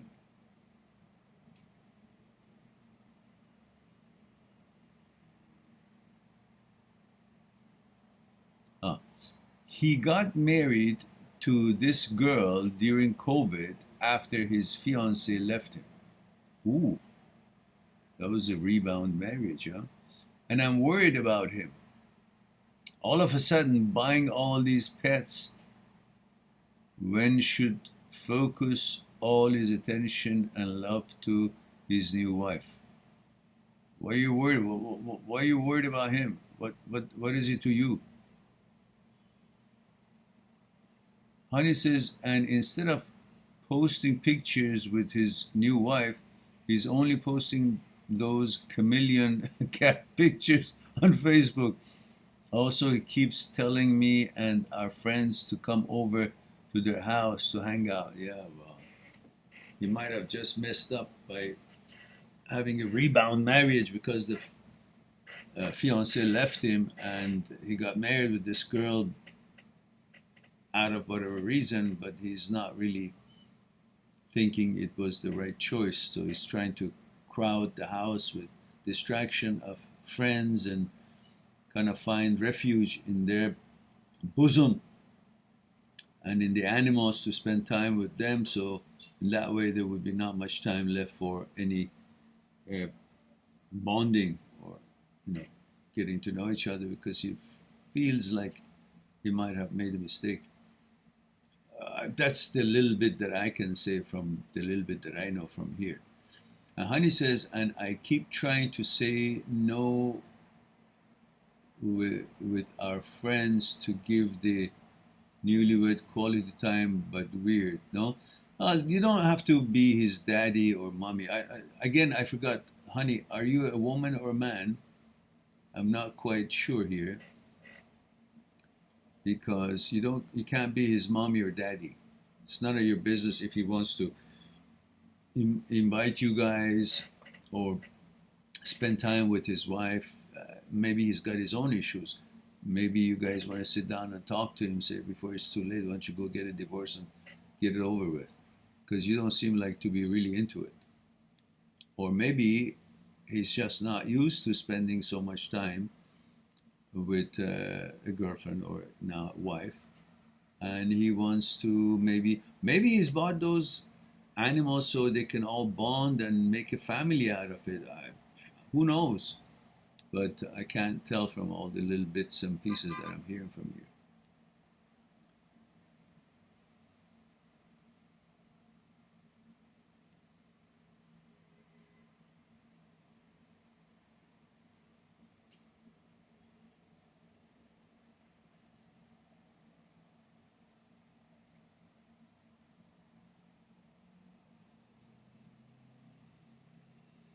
Toronto 416 says, I'm 37 male. Oh, I remember you wrote me last night, I believe, was it? I was with my ex for 6 years, lived with her for 5 years, and we were engaged for 2 years. That's 7 years. So where's the other year? I lived with her for with my ex 6 years. Lived with her for 5 years, and we were engaged for 2 years. That's 7 years. During those 6 years, she left me 2 times, and again 7 months ago. This time it's permanent. I can't move on. How come she can move on, but you can't? What did she take away from you? What? You think she took away from you. You know, when you guys get together with a woman, you think your whole, life and soul is now connected to her. It should only be connected to her as long as hers is connected to her. When she severs it for whatever reason and leaves you, that's the time that you also take back everything that you have deposited inside her heart. Take back what belongs to you and make it all shiny and ready and well taken care of to give it to another woman. Why should you be loyal to a woman who's not loyal to you? She left you. Now you honor that, respect that. She has the right to leave you, and you have the right to also leave the relationship when she has severed it and go and find a new one. What's the reason for you to think that she is capable of moving on, but you are not? Why? If she can do it, you can do it. Why should you have to be loyal to something that she's not loyal to? So you're saying you ask a girl to dance and you're dancing with her, and then in the middle of the dance she says, oh, I have to go sit down now. And then you say, I can't stop dancing. Well, you're going to look foolish in the middle of this dance floor, aren't you? Dancing with yourself, nobody's there. So if she can't stop the dance for whatever the hell the reason is, other than the fact that she's got, I don't know, stumped on her feet or she's got stomach ache, just she decides she doesn't want to dance anymore. If she can decide and go sit down, then you can decide not dance anymore, not want to dance. But you say, no, I can't go on without her wanting to dance. Well, then stop dancing. Go find another girl to dance with. But you're saying, no, if she doesn't dance, I don't want to dance at all. Why? She makes your decisions. She had the opportunity to be with you in the dance floor and dance. She decided she doesn't want to dance with you. But you say, well, because she doesn't want to dance with me, I don't want to dance with anybody else. She doesn't want to dance with you. The response to that is, I don't want to dance with you either. Not that she doesn't want to dance with you, so therefore I don't want to dance with anybody else. What the fuck does that mean?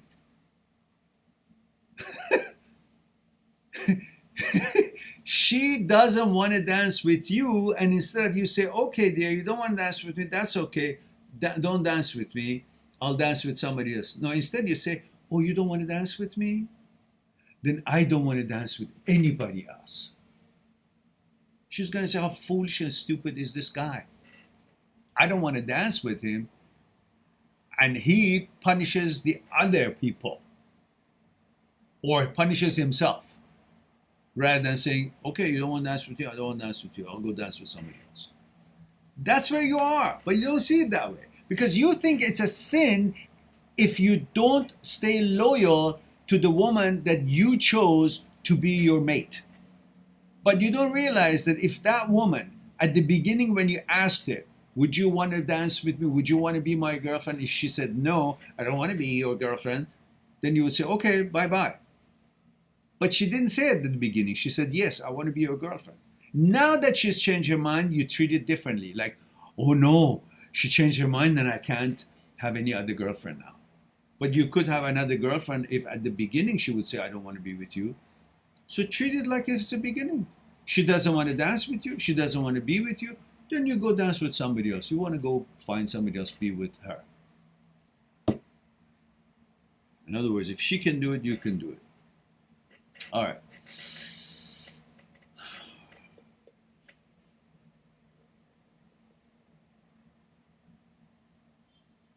And Toronto 416 says, I'm suffering with extreme depression and anxiety attacks and panic attacks every day. Please help me. Okay, what's the reason for that? What do you think it happens? Somebody is going to what? She's going to go to bed with somebody else, so what? What's going to happen to the world? Sun is not going to shine because somebody else is fucking your ex-girlfriend? Is that how the world is designed? That depending on who she sleeps with, the whole character of world and sunshine and the moonlight and the movement of the oceans and everything else in the world stops because she's not fucking somebody else. That's it? That's how miserable our world is, that is dependent on your girlfriend's habits or who she wants to be with? Or let's make it smaller. If that's so stupid, then don't you think it's stupid you also feeling like, oh, her behavior is going to affect your whole existence and ability and possibilities to accomplish and live life in happiness? Why?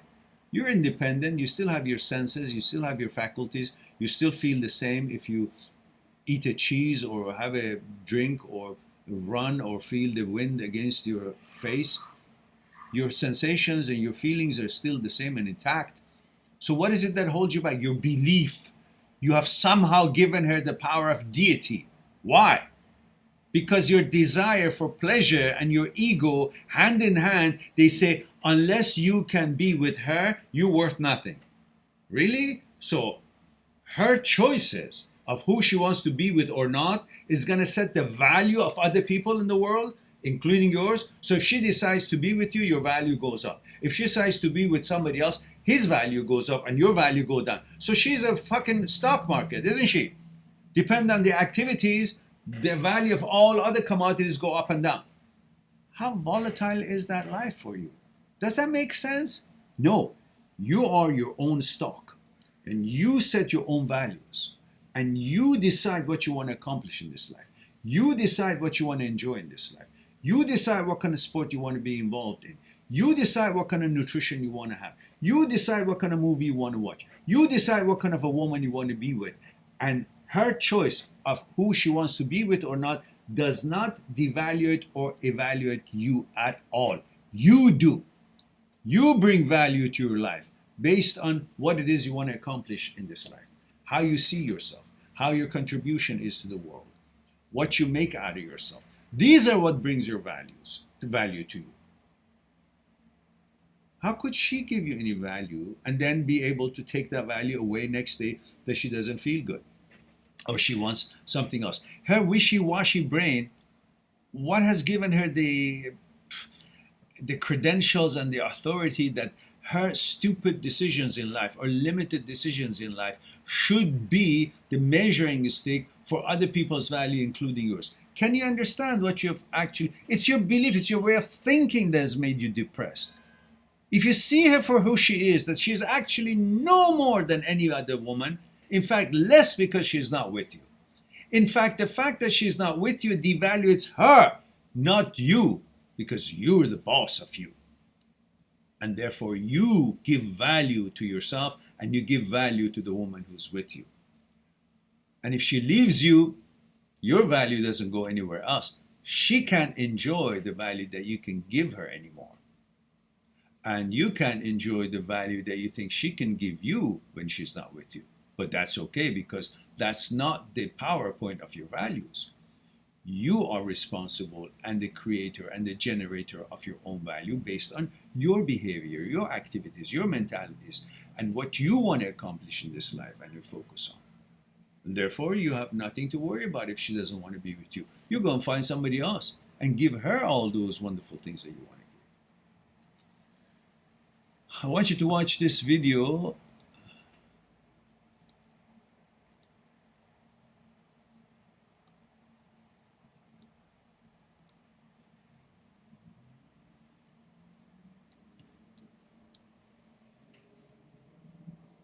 I want you to watch this video.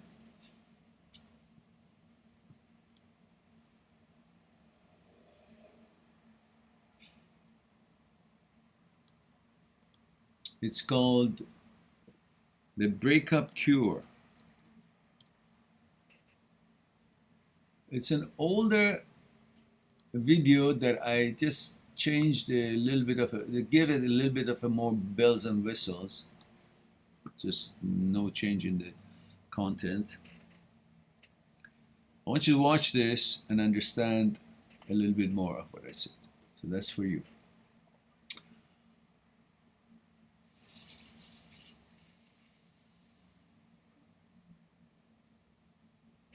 The Slobodan, that's a Yugoslavian name, is it? Serbian name, is it? Slobodan? Male 21, Belgrade. Oh, there we go. My brain and my body forcing me to be gay. I really don't enjoy it. It's so sad and painful. Well, listen, you have all the power in the world. You don't want to be gay, you're heterosexual, these are thoughts and emotions that have hit you. It's called HOCD, homosexual OCD. And it happens to many, many people around the world, to all many heterosexuals. Look, we all have intrusive thoughts. There are all kinds. You notice all kinds of things. But when you interpret them, that's the problem. Don't interpret any of them, because none of them mean anything, because none of those thoughts are your thoughts. They're thoughts of the brain. Brain has created those, not you. There's a difference between brain, thoughts, and you. There's a separation. Brain, thoughts, and you. Independent system. You're independent from brain's production. You can use brain's apparatus and capabilities to make thoughts and calculate something, learn something, design something, and accomplish some things based on what it is that you want to accomplish. And the brain itself uses its own apparatus and capabilities to make thoughts as well. Those thoughts are got nothing to do with you. They're the brain's production, not your production. They define nothing about you. It's independent from you. You have to understand that. So the feeling that you have that you're gay, but you've always been heterosexual and you don't want to be gay, you have the ultimate power in your hand, your choice.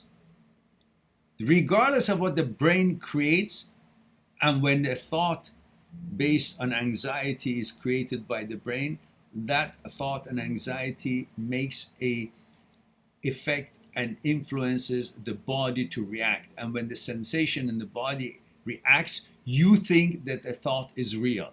The thought and the content of the thought has got nothing to do with your inclination and who you are, who you've always been. It's because when a thought shows up by the brain that it's independent and irrelevant to you, you've got nothing to do with it, it affects the body. Mind and brain is very powerful, and it can influence the body to react. When that reaction happens, you can see that, you can feel that. Then you think, because I could see the feeling or feel the feelings or see the reaction of some kind or whatever it is, you believe that that thought is about you. when that thought was made by brain, not you. It's got nothing to do with you. But when it does think about it, it could make a reaction to your biological existence. And because the biological existence is within your ability to understand it or feel it, then you think because that feeling or that reaction is real, because it's influenced by thought, it's generated, and it's stemmed from the thought that the brain made, then you think the thought was also pertaining you, was about you, rather than thought being the brain's production and related to brain's activities, not yours. Brain is not you, you're not the brain. So what brain produces is just thoughts, and those thoughts could cause a reaction in the body. And because you can feel the reaction, you think therefore the thought is real and actual. But the thought is thought made by the brain, not by you, irrelevant to you. Do not be fooled by the reaction that you get from a thought that appears in the head. Then that means the thought that appears in the head, because you felt the reaction, therefore it is about you. We feel the reaction by the power of brain's thinking. But those reactions have got nothing to do with us other than the fact that it's a reflection and the influence and the reaction to the thought, not describing me or interpreting me or defining me. I am capable of reacting and feeling what brain conjures up in form of thought or suggestion or images. I react to an image that is created by the brain, but that image that I just am automatically reacting to it is not describing me, but I have the capability of reacting to it. You get fooled by thinking because you're reacting to a certain thought, then the thought is about you. The thought defines you. Not true. It's totally independent. So what you need to do is do not interpret any feeling or emotion or reaction to a thought. Do not interpret the content of the thought. Just simply call it a bad thought, a thought that I'm not interested in, and that's it. Regardless if you have a reaction to the thought physically or not, doesn't matter. We all have reactions, physical reactions to a thought, suggestion, or an image. That's how we are connected. So it influences and makes me react. It's just like, a kind of similar way of, funny way of, if you put your legs over the other one and you know how the doctors hit you on the nerve side of on your knee and your leg pop up, just like, if it's your leg and they hit it here and the boom pops up. That's a reaction. Simple. And we are programmed to react to what the brain conjures up. But that doesn't mean just because we reacted that there is actually a relevance to what the brain conjured up, that I have to watch for it, that it's about me. No, it was a reaction. There's automatically, I'm designed to react to these things. Maybe it wasn't the best example, but you get the gist of it. So, for that reason, remember, you have a choice. You are the only one who can make any of these thoughts that is created by the brain to come to any actuality, to take any reality to them, or simply because you are not that what the brain is suggesting, you just let this fall by the wayside and focus on your life and the lifestyle that you've always liked and want to be and enjoy it, and don't pay attention to the lifestyle that is being suggested by the brain, because you have the ultimate power. You are the boss of this whole entity, not the brain. Brain was added to you as an apparatus. So apparatus cannot decide for you. It can suggest whatever it wants, but you are the one who chooses. It's like a corporation. You're the chief executive officer of the corporation. You've got all employees working for you. They make suggestions, but they have no power to make any of those suggestions to come to any reality. You are the only one who decides what makes sense, what doesn't make sense, what's good for this company, what's not, what's in line with the values of this company, what this company stands for, what not. So therefore you choose what you think is useful, and you have the power not to choose what you think is irrelevant to you. Same thing with the brain. Brain was added to you. It works for you like any other faculties of your body.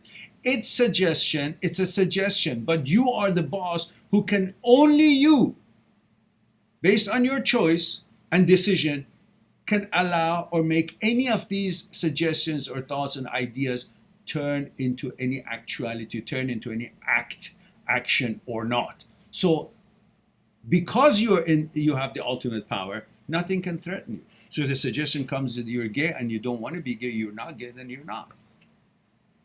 Simple. Simple. You have the power of choice. Think about what you are, what you want to be, what you prefer, and the rest of it is suggestions, like the suggestions of other people that make opinions about you on their own, but you don't have to accept them. You just go on with your life and do whatever. No matter what people say, you just do what you want to do. No matter what the brain suggests or images or ideas that comes up into mind or intrusive thoughts that appears, pops up in your head, you choose what you want to support and protect, and that would be your values. That would be your address. What is your address in life? The plan, the path, where you want to go, how you want to get there, the trajectories. That's what you follow. Not all the suggestions of, oh, there's an address, there's also an address, but there's only one address that I want to adhere to. That's how it gets me to the destination I go, the pathway. And so the same thing in your characters. What you want to be, those are your values. And you have put that in your core principles and you protect those. Regardless of what else is thrown at you, whether from people out there or from the brain that is mounted on your head. No difference. You make the choices. All right.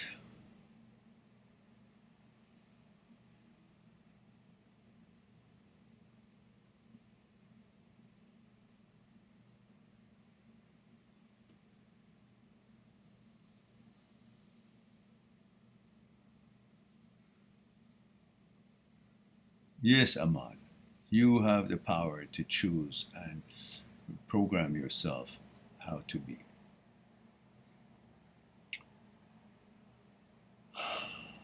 Zitke says prayers for you and your family. Be careful with COVID around hospitals too.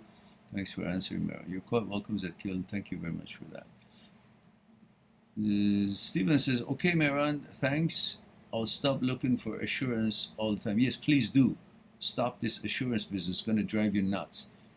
Alina says, thank you for giving us all this free advice with the heart. Thank you for the heart. My question is how to raise your self-esteem and not be so dependent on your partner, approval, and other people. I think I just explained that. Focus on your life, build what you want to build in your life, accomplish more. Those accomplishes brings you some more confidence. That's confidence exudes certain kind of a energy, and that flow of energy, the conflux between the energy of the universe and your energy will improve because of your satisfaction, your accomplishments, you're feeling good about yourself, and that feeling good about yourself will be power, will be the outgoing flow of energy, which doesn't allow the negativity or need for other people's opinion and affirmation of you have any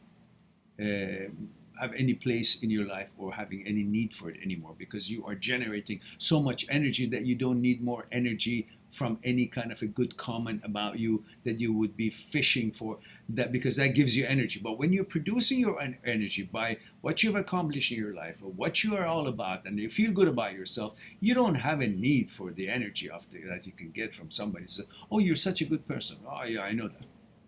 I'm doing my best and I know who I am, my qualities, therefore I don't need that little bit. It's like you have a big bottle of 2 liter of jug of pristine water, then you're not looking around for a little cup of water that somebody's got in that store or is about to give away. They're giving away cups of water, small cups of water. You have a 2 liter jug in your hand, you don't care about it, you don't even look at it. Why? Because you got a lot more here and you are the source of the water yourself. You don't need that. Even though if you didn't have this, then you would want that little water to get energy. But when you have all these here, you don't need the energy from that water. You have it.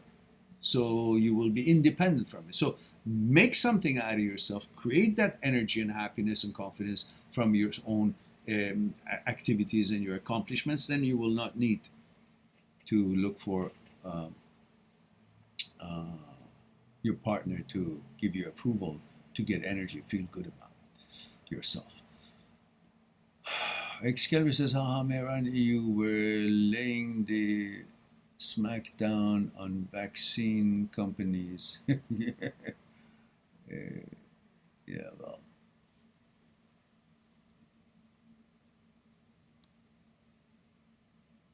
And I believe it's the first time I've heard you use motherfucker. Believe me, it makes you more trustworthy to me, more genuine. Well, you can't always use those words. And Visa Rodi says, hello, uncle. Hello, dear. Age, gender, where are you tuning in from? To remind me, please, if you don't mind. Cooper Bental retracted this thing.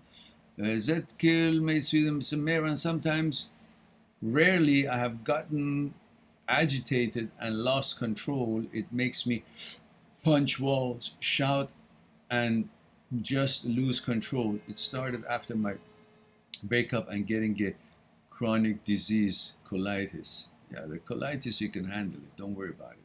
There's so much scientific research on that thing that, you can manage that. And yeah, that happens at your age or any age when things are not going right, and especially when, a girlfriend leaves, and, it could be so important to you because you don't have much else going for you. So you make the girlfriend everything that is going on in your life, the only thing that is matters in your life, because you don't really have much else going. So focus on getting stuff going for you in life, accomplish things, build things, bring about important things that you want to achieve, learn, accomplish, and that makes you feel that you're not just about the relationship with this girl. You're a lot more than that. So if she leaves you, you don't go crazy. But I understand many people do have that reaction, but then quickly you got to realize that she was just another biological entity. You can't just base your life on her. Who is she? She's got the same needs and shortcomings as you have or any other person has. So why is it that you make her to be end all be all, the goddess of what? What? It's just the level of interaction and the relationship you have with her is just based on sexuality. Otherwise, what else has she done for you in life that you think paralyzed without her? Oh, I can't do the what? But she hasn't done anything for you really, just being there, just being pretty or being who she is. What else has she done for you? Rent? Work? Education? What does she do for you? Breathing? No, you do it all on your own. So still do the same thing and then go find somebody else. You can't let somebody else control your happiness. In a relationship, you got to find happiness on your own. Then you won't be dependent on your partner, and you will be able to live free whether they want to stay or not.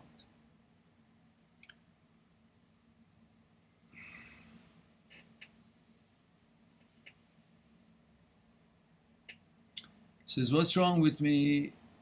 Is it some disorder? I was always calm before it. Recently, I bought a TV during Black Friday and it was broken and I had a return out of rage. I had a tantrum out of rage, and I think COVID affected it too.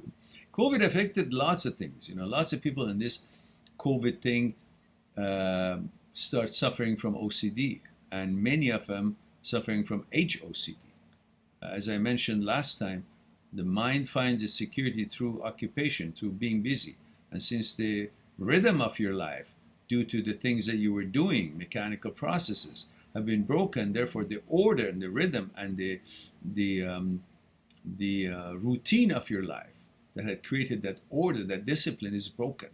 When it doesn't have that routine, is not occupied, busy with all the things you got to be doing and you did naturally and always during your day. So where is it going to go and find its security now that it can't be busy to find security in the business, in occupation? The brain, the mind is going to find it in intrusive thoughts, because that brings about involvement, engagement.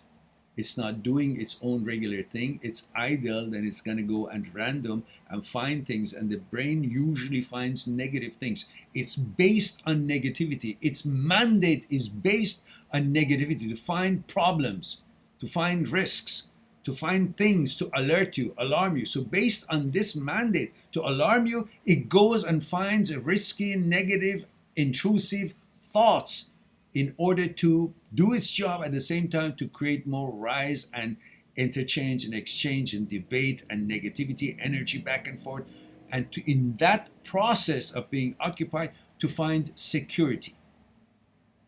Brain doesn't find its security in physicality like your body does. You're right here, you're sitting here, everything is intact, your apartment is locked, is in good part of town. Physicality, security, body is secure. But the brain doesn't find its security in the physicality. It finds it in occupation. When it doesn't have the routine and the order of the life has been broken, it goes and finds some negative thing, because its job is to find negative things, risky things to alert you, alarm you, and stays there. And part of those things are things that really matters to you, because that's the most important thing, to alarm you, to alert you, to get engaged and do its job, to protect you, is what's most important to you. What's most important to you? Your identity, your sexuality, your gender.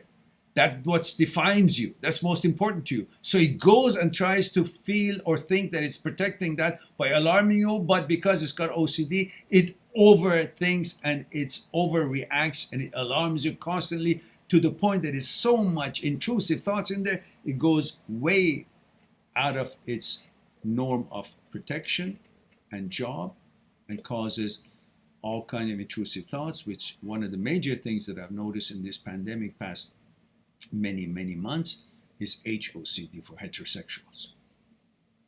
There's lots of sufferers of that, and that's one of the main reasons, of course, is anxiety of life, and of course the fact that you're out of your own routine as it always was, so it hits it even more. We always have intrusive thoughts, whether it's pandemic or not.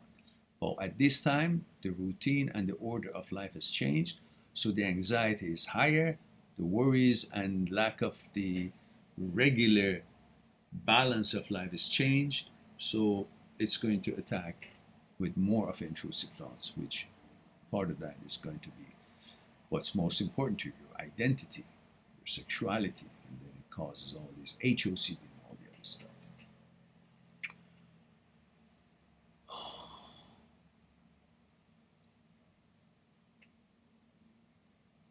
Zetka said, I also used to lift heavy weights in the gym, but lacking that has really done a number on me. I can't let out of my frustration. Yeah, well, instead of lifting heavy, just do more reps. That's going to teach you a lesson. It doesn't have to be heavy to really give you that energy exchange. Just go more reps. When you can't do it, and it's safe, you have a spotter, or it doesn't need spot, but it's safely, you can continue, just kill it. Feel the burn and do extra ones, and that will also do a job, if not better than the heavy ones. Didi Berry says, hello sir, 26, what do you want here? A moth. Didi says, hello sir, 26 from Minnesota, male. Why sometimes I have a lot of girls who want me, and sometimes I feel bad when the girl I like are not liking me back, like texting me back and don't want to hang out. Well, gee, isn't that true that sometimes you don't want to hang out with them? You prefer somebody else, so they could prefer somebody else. You have to understand that's okay if they prefer somebody else. Not everybody's gonna like you. That's all right. All you need is just one. If that one goes away, you just still need one.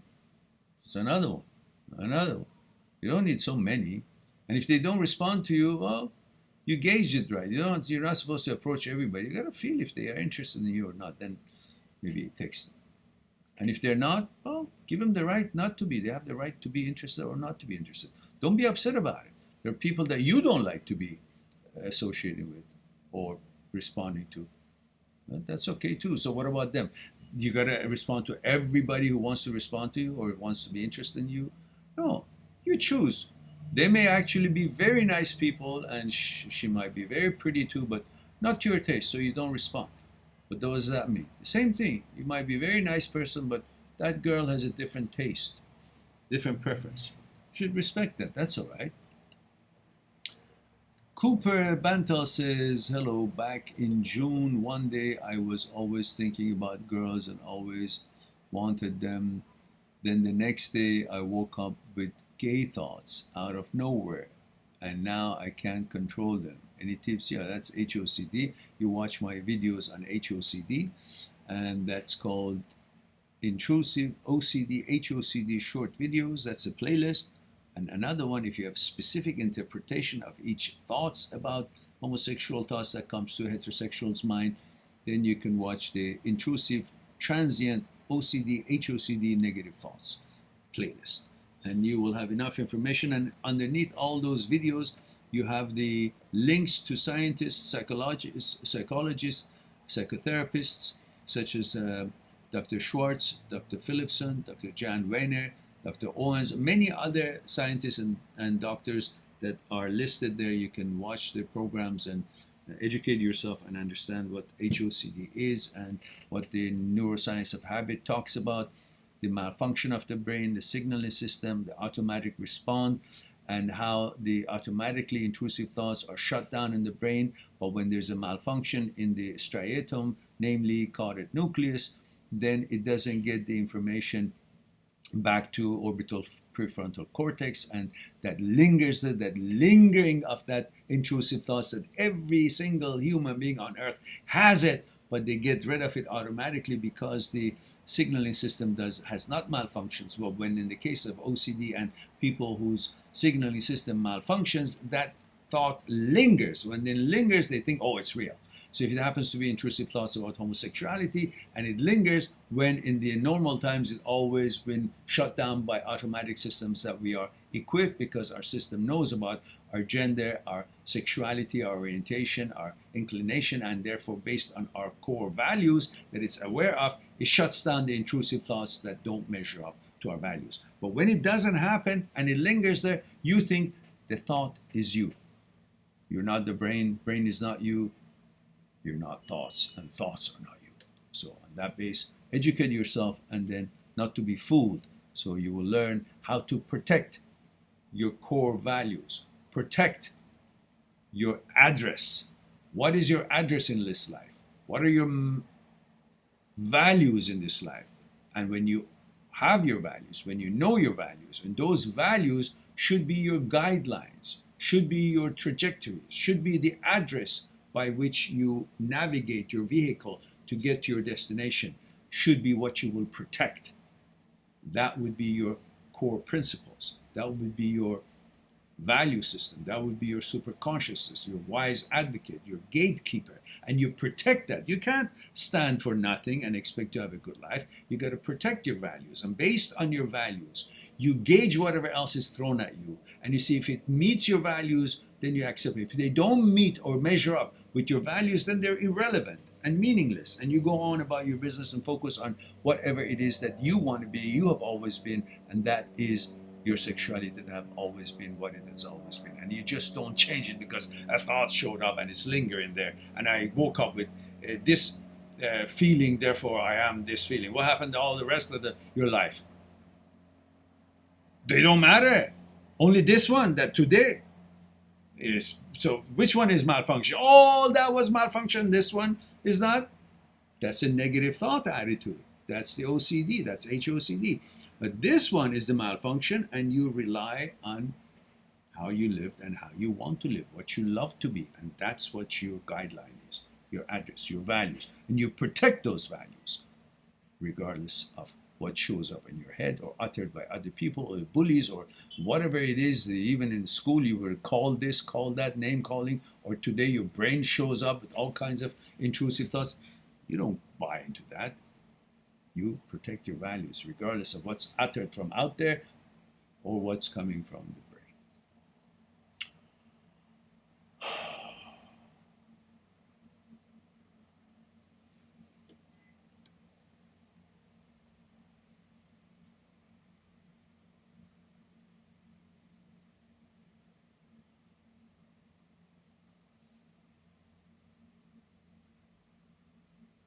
Brian says, hello, sir. I'm suffering from HOCD and involuntarily I think I'm noticing same-sex sexual parts. I'm not liking it. I just hate it. And my self-esteem is becoming low. That's all right, man. It's not you, it's the brain. Brain is malfunctioning due to anxiety. And that's got nothing to do with your sexuality. It's never going to change. You are who you've always been. Just don't pay attention to it. Doesn't matter how many millions of times it shows up. It's a malfunction of the signaling system of the brain. It's not a malfunction in anything else. Your gender is not going to change. Your biology is not involved. Your biology may react to the thought, but that's how the brain has the power to influence and affect, to cause a reaction in the body. But that does not mean that your gender is any modification or changes. It's the reaction to a thought that we are designed. Brain and body and brain affect each other, but they don't change your gender. It's a thought base. As I mentioned, thought is usually shut down by the automatic system, but when it malfunctions, it doesn't shut down and makes you think that, oh, what's showed up in your head, and you notice that other, males, body parts, that means something. No, it means nothing. It just means that you have a very overactive and brain which is designed for protection, and protection comes from the millions of years ago of anxiety, which we all operate on a paranoia basis. If the brain wasn't designed to work on anxiety and paranoia, we couldn't survive. It's a survival skills that we've had since a million years ago, and it's been a little bit overactive in some of us. And that's what's acting up through generations, because we were very strong in survival. So our instincts and anxiety level and paranoia level will be too high because we were too eager to survive. So we notice everything. And now, check yourself out. The moment you see something, the first thing comes to your mind is a negative thing. Like you see a knife, the first thing comes to your mind is, oh, I gotta make sure it doesn't cut me. You see a sharp edge, I gotta make sure that's fixed because that baby will not be hitting his or her head to it. Your protective system about yourself and everything else always focuses on the negative things that is out there, the risks, the possibilities of risks and dangers, whatever it could be, including sexuality. So you see another male, what's the most important thing to you? Your sexuality, your identity, your heterosexuality. So what's the danger to that? Not being what you've always been and what you love to be. So the first thing you notice about other male is the fact that they are a competition, that there is a concept of homosexuality there, that they are a male which is part of a relationship with homosexuality. So you see them as a possibility of danger to your heterosexuality, and you react to all that. So what do you look? You look at their growing, you look at their muscles, you look at their knee. All these intrusive thoughts are there because it is a protective system, but it's overly protecting you by creating and focusing on all the negative possibilities of almost anything. Not just a person, it could expand into many other things. Anything you see, the first thing you see of it is what's the possibility of danger triggered or initiated from it. The protective system. So that means your anxiety level is very high. So don't worry about it. Don't worry about it. Meditate. Meditate, exercise, and bring mindfulness exercises into you, and they will all help out.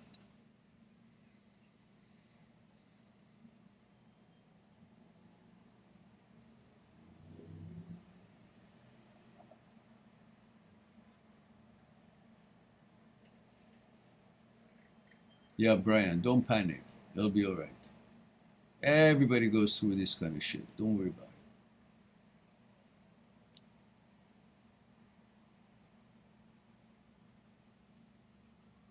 What you love to be is what you most focus on protecting it. To protect it, you constantly come up with what's the dangers to it could be. So the brain is designed to protect this. So constantly is going to focus on the possibility of dangers of almost everything. And in the case of sexuality, is going to look at every other man that you notice them, their muscle or who they are, their looks, and say, oh, that's homosexuality. Because it's overreacting. The anxiety level is causing all these. And then you buy into it. And of course, there is a malfunction in the signaling system too. The HOCD, OCD, subset of OCD is causing all these reactions to and these thought processes, all irrelevant, meaningless. Leave them, focus on your life, enjoy your life, don't give a shit, and it'll all be okay.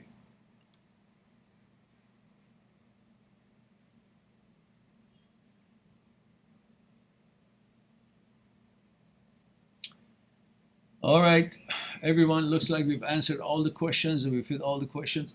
2 hours and 41 minutes and 28 seconds. And it's time for me to say thank you very much. I love you all. Thank you very much for being here, giving me the opportunity to share a thing or two with you. I'll have another live streaming tonight at 9 p.m. or maybe 8. I'm not sure. Between 8 and 9 we'll start. And I look forward to that. And if I don't see you guys tonight, which would be for a different time zone, but you're welcome to join if you could, at 9 p.m. Vancouver time, 8:30, 9 p.m. I'm not sure which one. Depends on what's going on today. And if not, then I'll see you guys. If you guys couldn't make it tonight, then I'll see you guys next week. In the meantime, be good to yourself and the others. I'll talk to you soon. Bye for now.